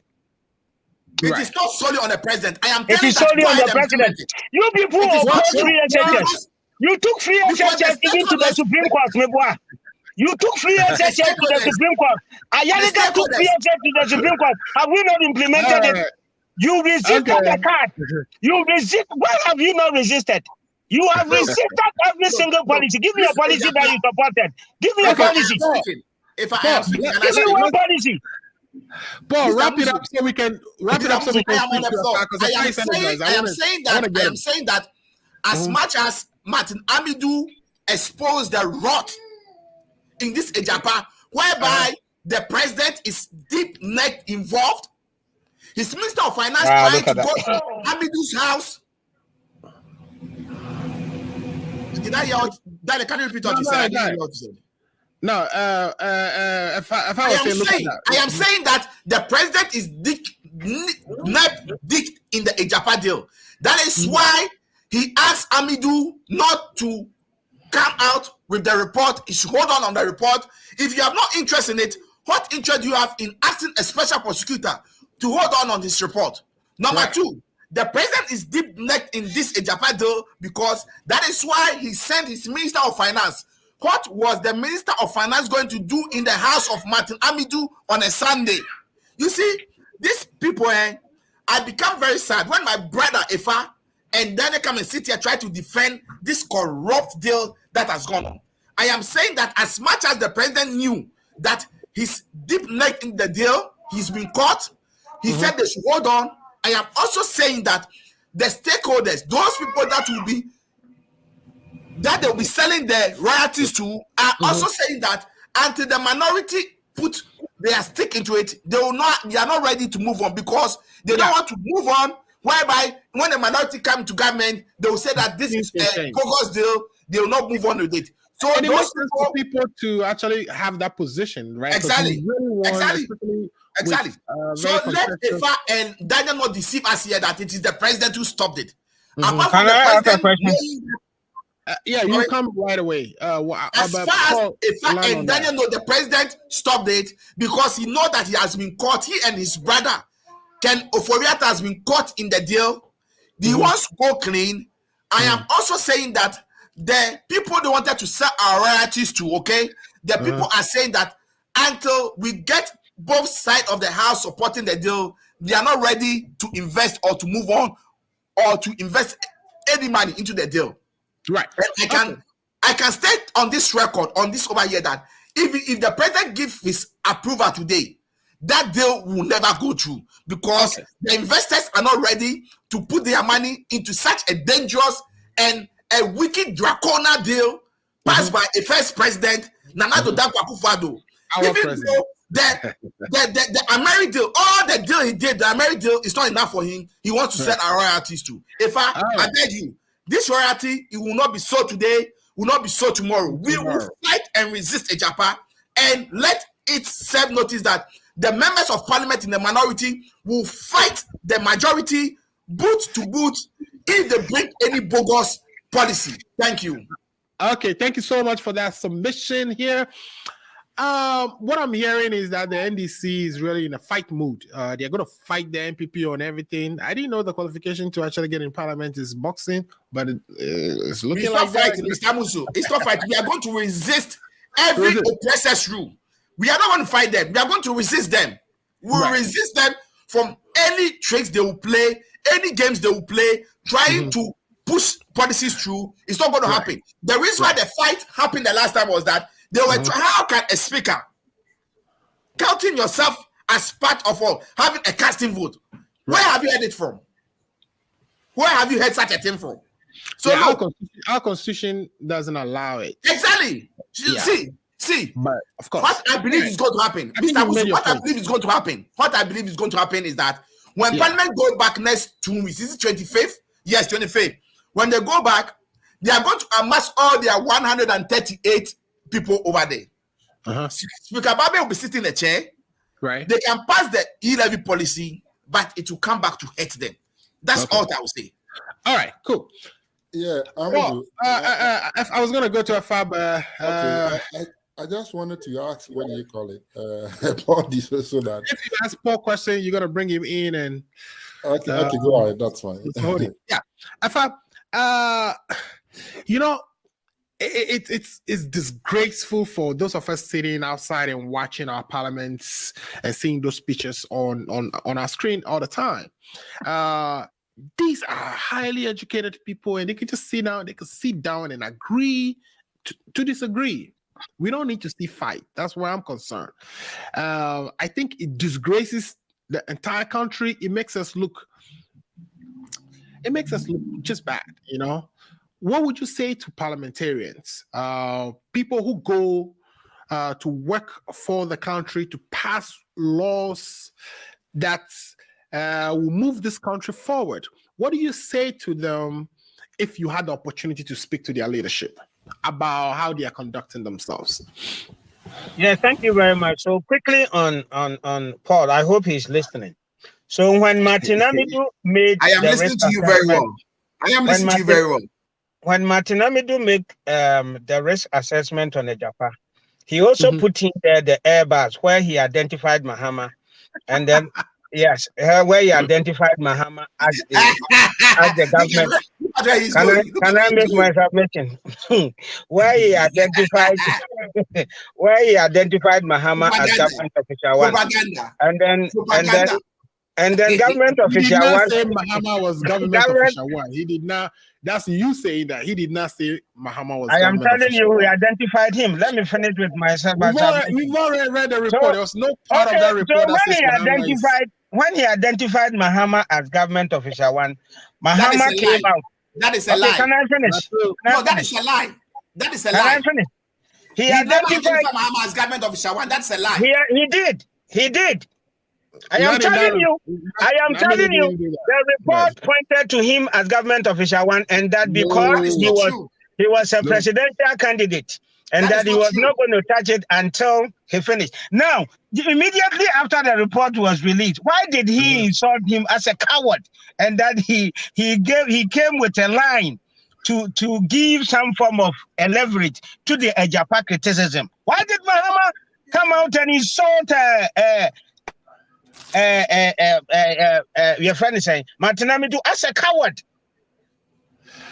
If he wasn't government official one, identified as such.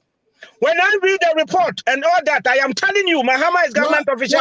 Mahama was asked this question multiple times, and he explained that you've been asked to do a corruption risk assessment on a Japan deal. It has nothing to do with Airbus One. For instance, I mean, we know the Office of Special Prosecutor is investigating all kinds of cases. And by the way, it's not only the Airbus One that he actually put in that report. So we are saying that when you are preparing a report on one issue, why bring all these other things to distract? He can go and release a separate report on Airbus One. Right. And on all the other investigations that he's conducting. But bunching them together is what triggered Mahama to call him a coward, to say that, listen, you've got this issue clearly explained for us to understand what's going on. There's no point in trying to equalize in the same document. So Mahama will call it sort of equalize, right? But why is that his business if that is what Martin Amidu chooses to do it? You would have preferred this methodology. But he used this methodology. All that I'm trying to say is that when Paul is saying that the president is neck deep in the Japan deal, corrupt and incompetent, he should have added how Martin Amidu added the Airbus 1-2 in there. That if there is any corrupt person in the country that has climbed the office of the president, there is none other than Mahama. And he knows it. Nana means well. That is why at each point in time, when things are pointed out and he feels that there is a need for them to listen, and you can see the consistency of all those things, he would just and say, hey, let us look at this and let us see what we can. Have you ever heard these things in our have you heard this in our Fourth Republic where they withdraw and kind of come out and gotta do these things? No, they boom their way through. Now let me give you a typical example. When the current speaker was a minister of health, right? We were told that he brought military people to parliament to intimidate them to get a certain law to pass during his term. Huh? No. So much on that. So that's an allegation, right? Or is this true and captured by so Chairman Sabunsu said it. So this is not allegation. So he has said it several times that if what he did, if we are to do that, that is not true. A lawyer of his stature it's never will challenge anyone breaking parliamentary procedures by bringing security to influence them, right? He wouldn't sit down there and now come after years to allege it as it's not as true. What he's saying is that that was what he did, but they did not allow them to enter into the parliamentary chamber. Yeah, I think. Okay. All right. A military. And that was an instigation. That was an instigation from then Minister Gbagben. That was an instigation from then Minister Gbagben. Now let us go to Parliament and have a discussion. You see, maybe this may be a strong word, but that is what I see. I see that people that do not qualify in terms of competence and how parliamentary proceedings should go have entered into our parliament. There are so many of them. If you check their conduct, they are not fit to be there. Okay? By their conduct. Any parliamentarian that is behaving that way, to the point of they want to fight, to the point of they want to let me ask you this, right? From the last episode we all saw, right, where the speaker, after officiating or after presiding over the discussions and the voting on whether, I think it was on the E-levy or so, deciding to actually step down for somebody else to go preside so that he can vote. If you didn't go physically to restrain the speaker from doing so, how else could you have solved this immediately? I think. So in there they should have rules on all these things. Now, what he was doing was according to his interpretation, right? Now, I don't know what the rules are. If a particular thing happens that is illegal, what do they do, right? I mean, you can go back and reverse it, right? Yeah. I don't think it is a parliamentary procedure that if they do something and it is illegal, you allow it to go. You have to prevent, No. You see what they did by physically preventing somebody is illegal. It's illegal, yeah. Right? I think that what it is there in Parliament is that let's even go back to what Gbagben did and what is his name? Osei Wusu did. Gbagben rejected the budget, right? And then Osei Wusu passed it. Okay. So let's say Osei Wusu did something illegal, something wrong. Why has Gbagben allowed it to go on? What does the rule say if it is wrong? It is not wrong. It is not. If it is wrong, why have we allowed it to go? Why has it not been raised? Right. You get my point? Right. Yeah, you can't do this, you can't do that. Okay, so you see, they kind of just confuse us and bamboozle us into these things.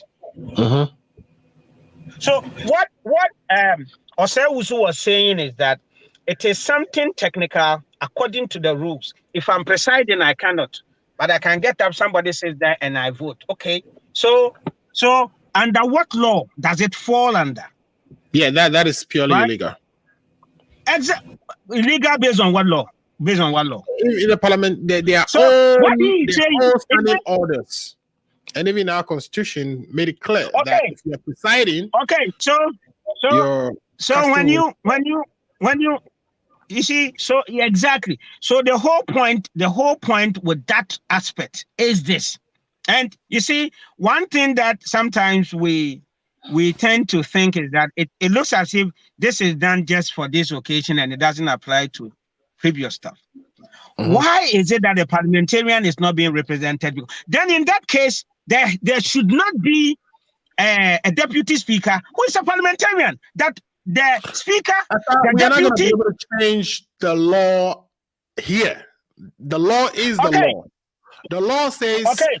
if you are presiding, you don't vote.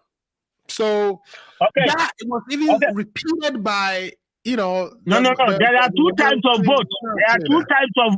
There are two types of vote in parliament. If we don't know, Right. there is an original vote and there's a casting vote. No. Listen, there's an original vote and there's a casting vote. It says original vote. It says original vote. It does not say casting vote. It says you do It not doesn't. vote. Even was it Sewusu or Chairman Sabosu who said it? I think it was Sewusu. He clearly made it that if you, and the videos are there going around, right? Where he says, if you are presiding, our laws are you do not vote, period. Case close. So the thing is, for the same person to try to vote by technically getting somebody else to just come and sit, to mean that he's no longer sitting after he has presided over the first part of the voting, it was a division was called. When a division is called, you do the voice vote, and then you proceed to go do the whatever you call it, the in-person or counted voting as well. And he presided over the voice vote and wanted to go back and then vote himself. He cannot do that. But that is not really what we wanted to talk about. What we really wanted to talk about is it's becoming too many. I'll come in there. I'll come there, but let me finish with this one. So here is a case. You see, again, we can go back and forth on it. Here is a case where somebody thinks that this is legal. Somebody thinks that this, and me and you, we are not judges. Okay, we are using. You are using based on our position. Sometimes we are biased based on where we are standing to say, "Oh, this is right. That is not right." What prevents us from seeking interpretation and go away with it? Other than we use this as a fight and fight. In any case, you cannot tell me that if they do something wrong, they cannot correct it as parliamentarians to the point where they have to fight. Because believe you me, this is not the last time they're going to disagree. To the point where somebody want to physically fight, physically throw away somebody. Vagabonds have entered into the parliament. Some people have entered there and they don't need to be there. And it is about time some of them get booted out. Yes, and you see, when these things happen, right? When they go, I want them to correct it as going forward. This is the way we're going to go. Other than we leave it, you see, there are very technical aspects of our laws. You know, when they come up, because it can come up, it hasn't come up because we haven't faced those situations. When it come up, we need to strictly say, this is what we're going to do. And if there is no clear-cut law, you make the law and we'll move on. Other than, we cannot use it as and when it favors us and stuff like that. No, we cannot do that. It's going to bring fight all the time. It has to be clear-cut. You can do this. You cannot do this. You do this. It is wrong. This is the way you do it. As we go along, that is how we do it. But we want to do this to the point where some people are saying, this is the beginning. We're going to take it all the way to their houses, and some people are going to die. It's unfortunate. And it speaks to how some people are just bloodthirsty and want to kill and want to do this thing. Yeah, resisting does not necessarily mean go kill somebody. Because you think you have a right. Somebody too thinks have a right. If you think that somebody that die, somebody also think that you too have to die. And then what happens? Did anybody kill it? I mean, where is the killing coming from, afar? Oh, after that, there was an NDC communicator that said, yes, even if they have to kill, they are going to kill. And then Tamaklo too said, Tamaklo too said on national TV that yes, this is the do and die that they said. That is what they started in Parliament, and that they're going to take it to people's houses one by one. So Paul Disosu, advise your people. It is not a fight. It is not war. It is intellect and how we use our ability and our experiences as a country, to bring civility into our actions and stuff like that. But to the point of punches and want to throw people about, no, that is very uncouth and unbecoming of our parliamentarians. If there are vagabonds in there, they need to get out. We don't need vagabonds in the parliament. And that's what I'm going to tell them. They can call me at the privileges committee and I'm going to tell them the same thing. All right. Fireworks. We love it. All right. So unqualified people made it into parliament and they are causing all kinds of troubles. Now, what I want to do is quickly, I think we have 2 quick things we want to talk about, but if we can wrap it up in the next 15 minutes, that would be wonderful, which will be right on the dot at 4 o'clock. Eastern time or 3 o'clock Central time at your place. Now, the 2 things I want us to kind of quickly address is, there were a lot of security issues that we've seen in the beginning or some point in the year. We saw a Jura where there were demonstrations and people were shot. We saw activists, getting, killed. In the case of the one that was killed in Ejura that actually resulted in the riot, we just saw the military or the police shooting in a crowd, killing or maiming 2 other persons. Since then, an IGP has been appointed. Would you say, in your view, that since the IGP has arrived, that things seem to kind of settle down a little bit, that the insecurity that we were worried about has actually been brought under control? Let's start with Daniel on that quickly. Yeah, before I come to that, I just, before halftime, I just want to ask, but who determines that some policy is bogus or is good? Who determines that? In a democracy, who determines that? So I'll say Paul should keep that in the back of his pocket when he comes back. That is why when you debate and there's no point, if in ordinance, it's not everything that Parliament votes on. Some things it's consensus, right? But if there's no, agreement, then of course you have to put it to a vote. That is when the vote becomes the last resort to resolve the dispute. All these loan agreements, exactly, to resolve the dispute. So the issue of who determines what is bogus and who doesn't determine what is bogus will come to the vote. Then come back to the IGP. I think the IGP is an inherited institution that has been bedeviled with so many, challenges and I'll say reputational damage and lack of respect and professional integrity and all the things that you can speak about a professional body. Right. So my problem is that, you see, when we say an institution is strong, there are elements of the leader being a strong person leading that institution. And there's an element too that you have to judge that institution without the leader. Will that institution itself perpetuate itself and function with its systems and structures? So there are 2 levels, right? You need one without the leader's influence and then see how the system itself will perpetuate itself or survive. And one where the leader comes in and then his presence is used to build that institutional capacity or the system and live it.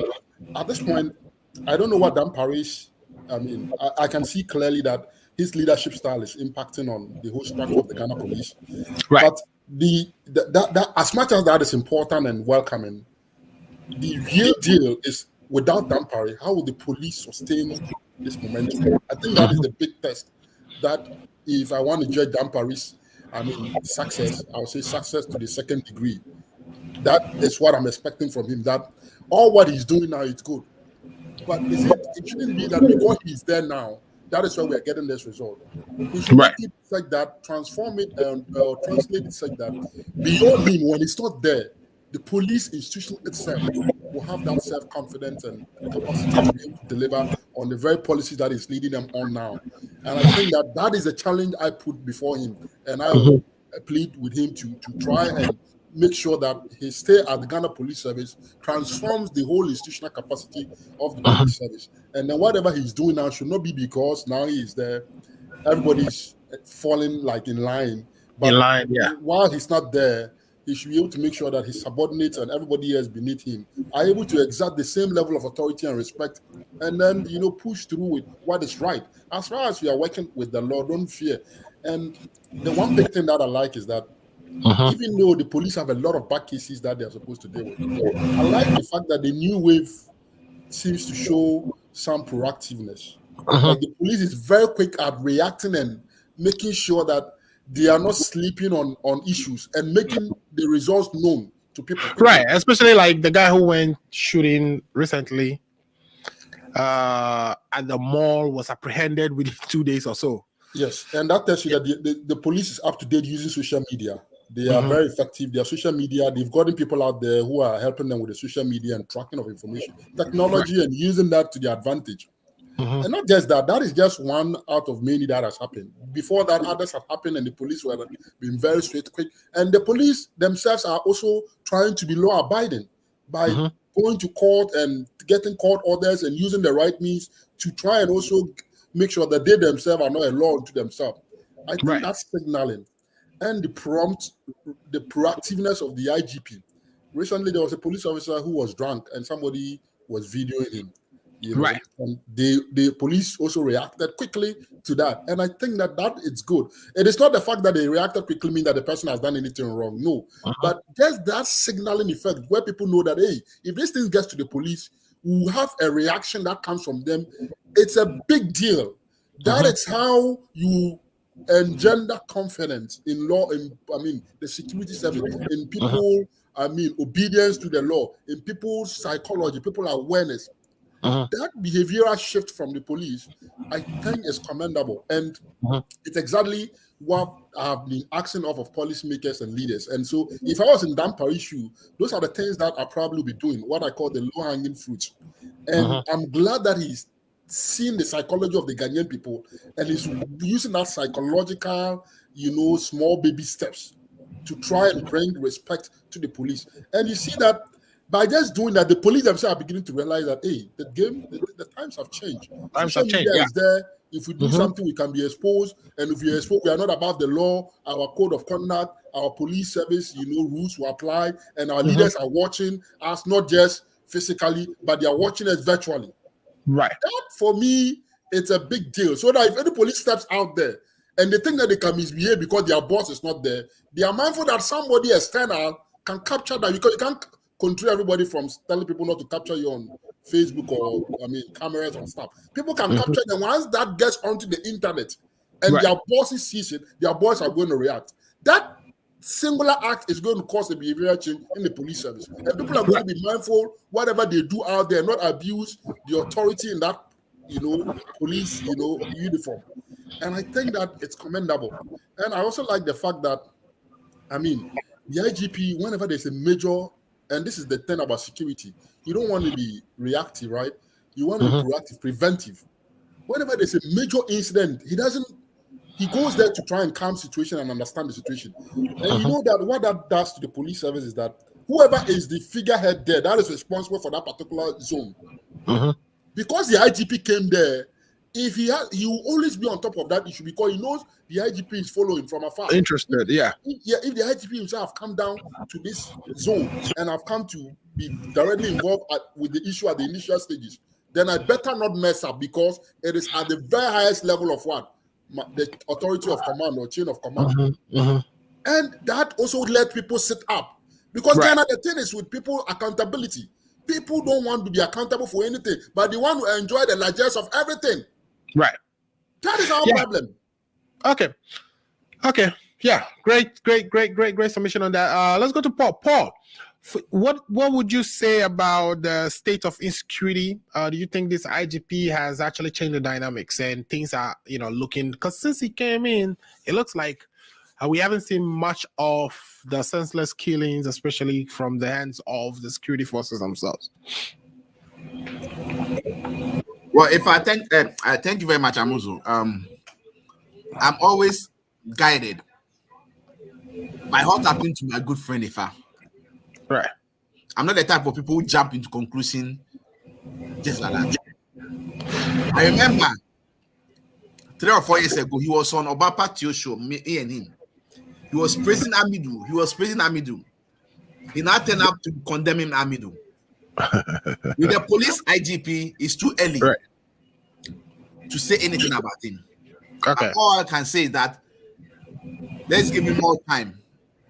I mean, let's give him more time and see what he can do. For me, Okay. that's what I would say. I'm not going to go comment about it because I don't want Efa to tell me like I told him, I told you so. I don't want Efa to tell me that. So I'm All not right. going to go deeper into it. Okay, great. Now, Daniel did ask you some question before. Daniel said, Daniel, if you can repeat your question that you asked to Afar. I was asking Paul the social that he said the opposition is not going to allow for any nonsensical policies to be pushed through. Mhm. And I'm asking the question that who determines what is nonsensical? Because you think that it's nonsensical. Somebody else on the other side thinks it's nonsensical. It's sensical. Who determines that? Because you say so, it should be so. That is why I said if it Shouldn't that be the voters, though? So the voters at the end of the day. Can I answer exactly, him? that is the last resort. At the Can end I of the answer day, him? the voters Can I should answer determine him? that. But in between when that is determined and when you go to the polls. Can I answer him? Oh, yes. Go ahead. Answer that. The people of Ghana determine whether a policy is good or not. That is Okay. why when the VAT policy was introduced in the 90s, the good people of Ghana spoke against it. Right. This super incompetent president who has led over 56 demonstrations in Ghana led the demonstration that had 3 people losing their lives. That is how we are able to determine whether a policy is a good one or not. Right. We can all agree on this show that this e-levy, civil society have spoken against it. Common Ghanaians are speaking against it. The NDC is speaking against it. Other institutions are speaking against it. The Christian Council has raised their voice against it. So if he doesn't know how or the people who determine whether a policy is good or not, I've just educated him. As for Daniel, he's not my focus of attention. I just want to end up with 2 issues, okay?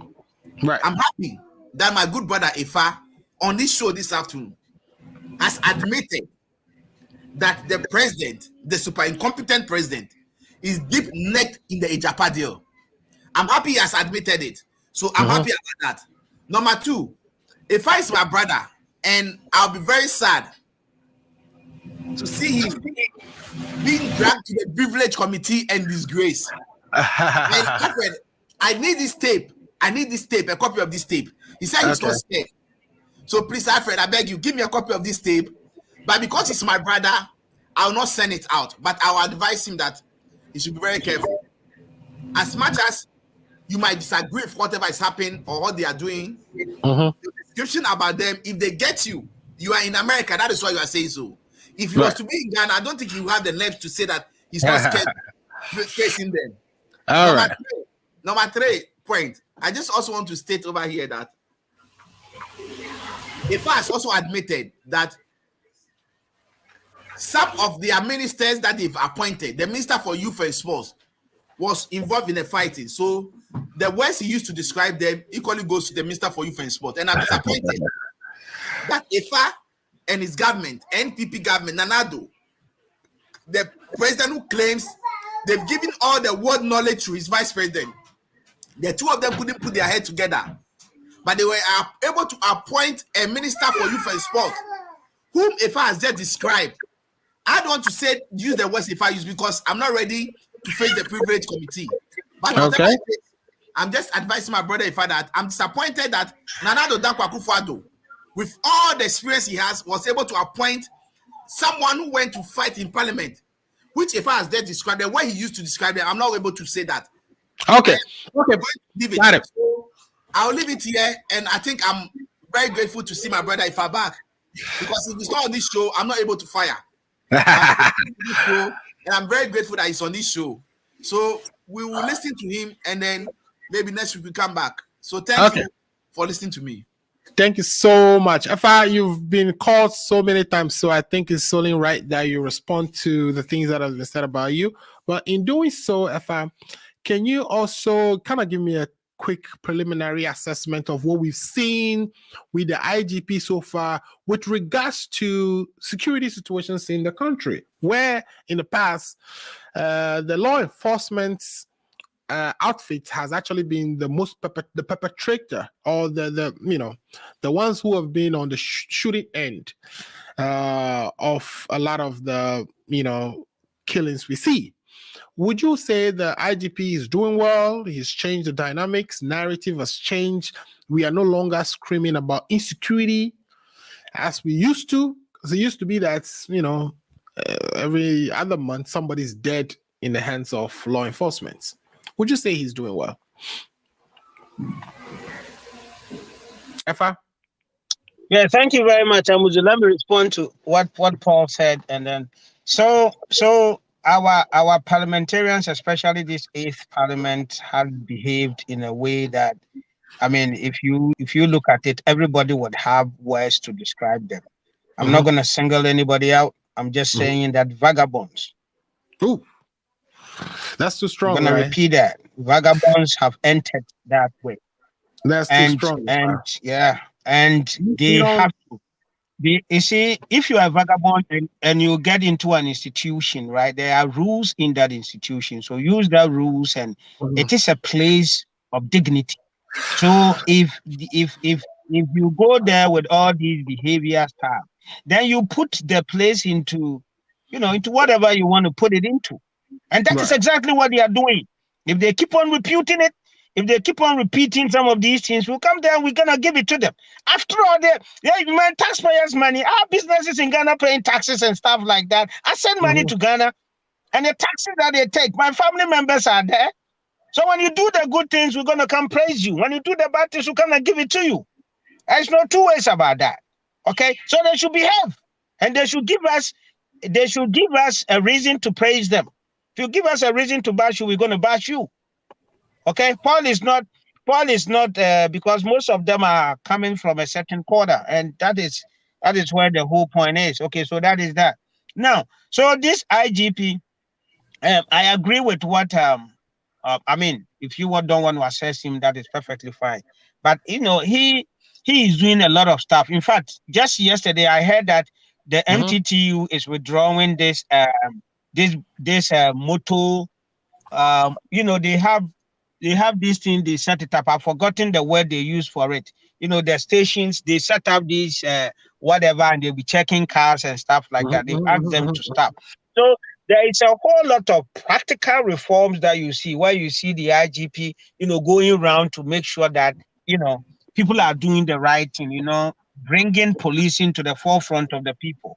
But it is also very important that it becomes more of an institutional thing, that, reforms and discipline and all these things will outlive Dampare, and that is not just going to be Dampare, so and that when he's not. Daniel is saying, just like Daniel is saying, exactly.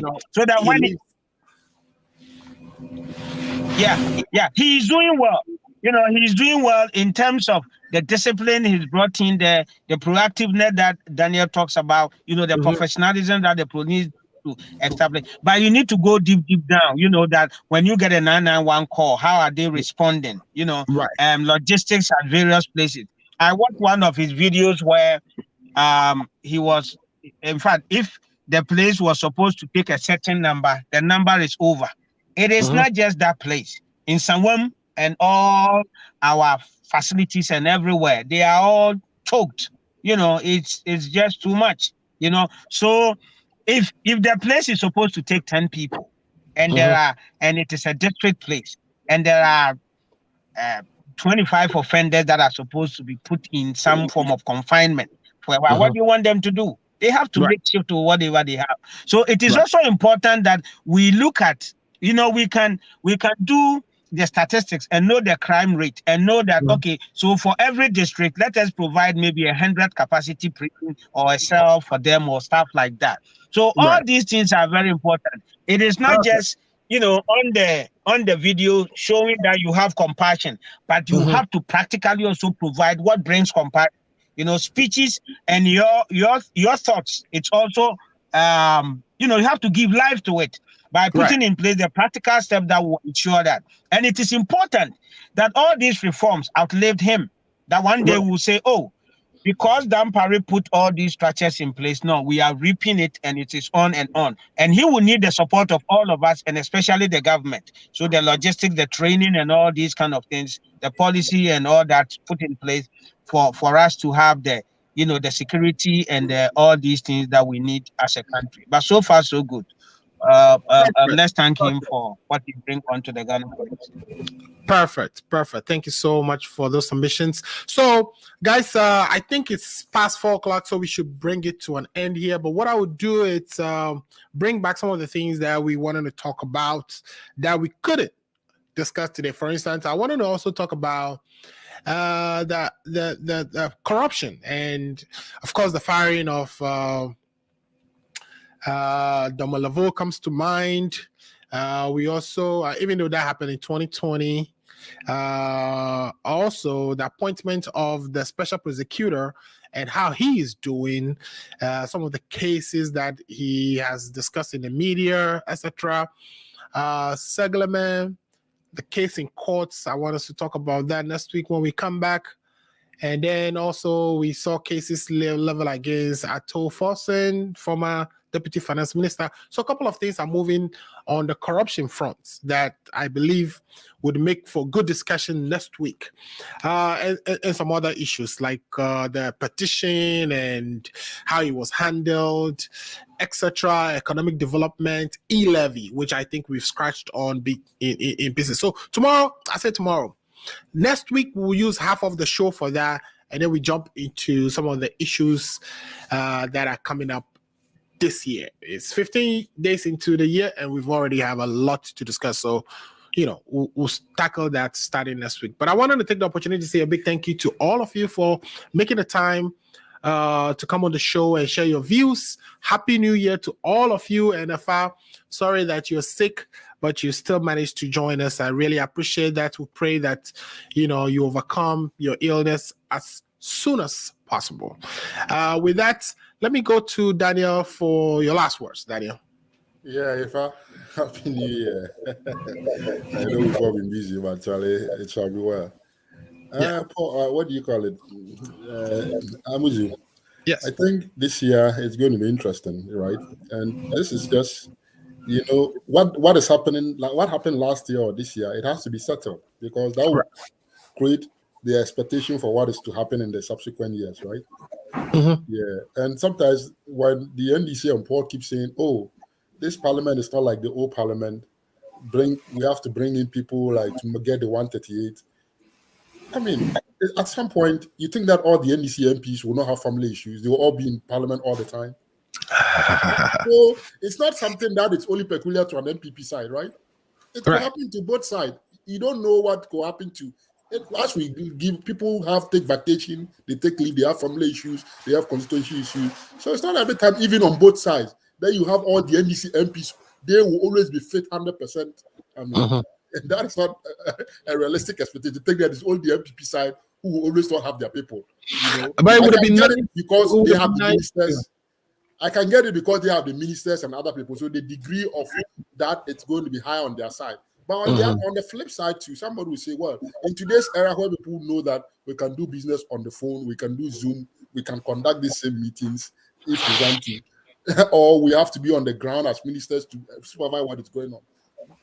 What so that they cannot change their ways of working and then accommodate and live with the present challenges? You get what I'm trying to say? So for me, it shouldn't be anybody's excitement to say that, because this parliament is not the old parliament, they think that they always have the full assurance that all their members will always be present at all times when it comes to taking political decision. And for all our information, and as we may all know, it is not every decision of parliament that is subject to a vote or a disagreement like this particular one. This is a major policy issue. Most of the time it's consensus. They don't even vote. And nobody even challenges that. And then they go through. So the few major policy ones, maybe yes, it will come on top. But that is, I would say, 2% of the entire work that parliament does. You know what I'm trying to say? So we shouldn't be too overly excited about these 2% that gets overly, bloated in the media. And, of course, that 2% to the impact are huge. So yes, if that comes up, the media will talk about it. So I'm not too worried about that. But I'm saying that, going forward, and you see, Paul, that's why I tell Paul, if you want to do too much politics, your people, 2 of them, I'm told they are in court. They have been challenging their seats, right? So you see, don't push the political envelope too much. The executive government, if they want to, squeeze you, the opposition, Paul, you know they can do it. So don't try and challenge them as if, oh, you have the power, you can do something, and they don't have the power. What are you saying? If the opposition disagrees, if the opposition disagrees with the policy statement, they should be able to challenge it, not because. No, you don't know what I'm saying. That I agree. So, yeah, you can challenge them, right? But challenge them using the democratic means. But don't make it look like you have some extraordinary power that beyond just challenging. And if they don't listen to you, you can force them to a certain. I don't think they are doing so, right? Well, it's a numbers game, and you know, they hope that you bring a policy. I mean, the hope is that the policy is introduced that both parties agree on. Let me ask one question. Tell me, since the days of Nkrumah from your history, what good policies have Ghana ever implemented that was not fiercely rejected by any opposition at the time? Right. That is our DNA. They all fight over it, and all. Every good policy that continues to remain up to date. When it was being introduced initially, whoever was opposition at the time or opposed it and fought it. And for the most part, NDC have never supported any major policy of the MPP that has come to stay. So has the MPP never supported any major policy of the MPP. So you see, so it tells you that is the culture of our politics. Even when we know the thing is good, our history has shown that we are not honest. Right. We try to play politics with it. So that is what I'm saying. Let them go through it and let the electorate decide if it is good for them or it's not good for them. After all, they have 4 years to go back to the people and decide on their fate, right? I'll end it here. Thank you so much for the opportunity. Thank you so much. Your voice did sound a little down today, though. Is it just cold, anything, or you good? It's your new style for 2022. Yeah, there's a lot. I mean, and today I don't have I'm trying to use the camera phone. What do you call my phone? Oh, your sound went away. Yeah. Even though you didn't have your sound was good. So yeah. Okay, great. Thank you so much for that. Those last words, really appreciate it. Paul, to you and for your last words, what would you say about all the things we talk about, or some of the things you're expecting first talk about this week? Well, for me, I mean, I'm just going to ignore all the submission that Daniel just made. I'm not even going to comment on it because it doesn't hold water. All that I will say this evening is that I wish my brother Ifa very well. Okay. Because I want him to be strong so that I can match him boot to boot, and I will expose him more in 2022. You should expect that I'm going to match him boot to boot and expose him. That's all I'll say as my closing statement. Thank you. Yeah, but again, Daniel said some valid thing, right? So you just can't ignore him like that, right? I'm just ignoring him because all what he's saying, I mean, he's contradicting himself. So I don't want to even go there. So I mean, my focus is on Ifa. Ifa should get well so that I can match him boot to boot and expose him. And Daniel, I will expose them more in 2022. That is what I've planned to do in 2022. I have nothing to say more. Thank you.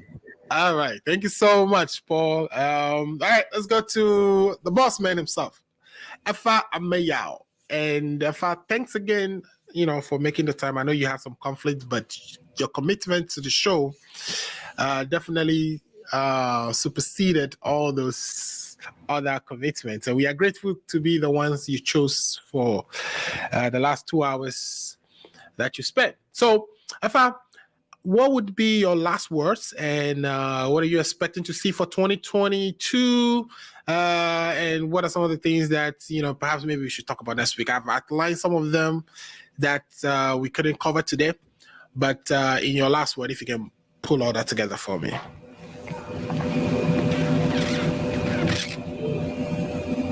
Thank you very much. I think I'm having problems with my internet. Is it okay? Can you hear have me? A little delay, but you're good. You're good. Government in power, but they don't have money to buy data.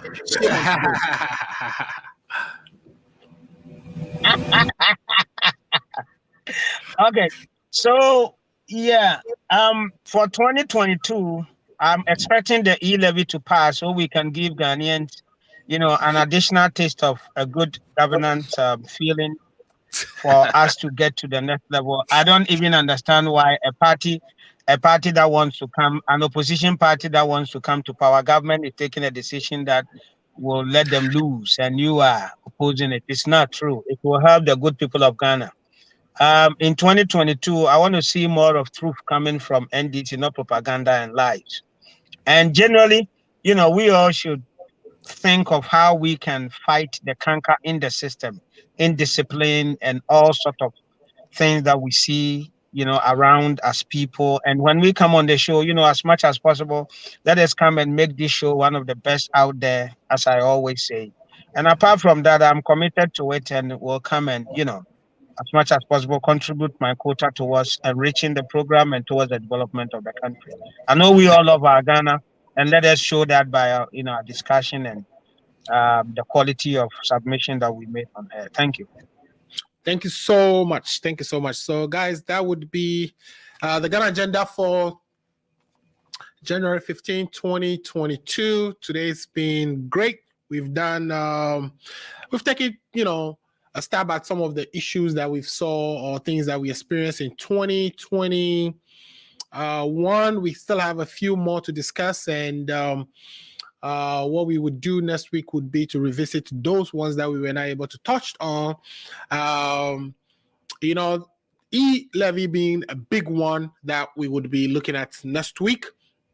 Of course, Parliament is coming back, and the discussions will start again on the e-levy implementation, etc., passing it through Parliament, etc., etc. But curiously, I started asking myself, we have all these financial technologies, or what we call fintech solutions, out there today. There was a company called Binance, which is sort of a cryptocurrency company or a crypto platform that was admitted doing a lot of great work within the sub-Saharan Africa region. And if you're looking at the African Cup of Nations, you will see their banner displayed prominently as the games are going on. And this company in Dubai recently just got a license to actually issue cryptocurrency in Dubai. What we have seen is that some of the cryptocurrencies, right, are holding their value even more than local currencies in some of the developing countries or some of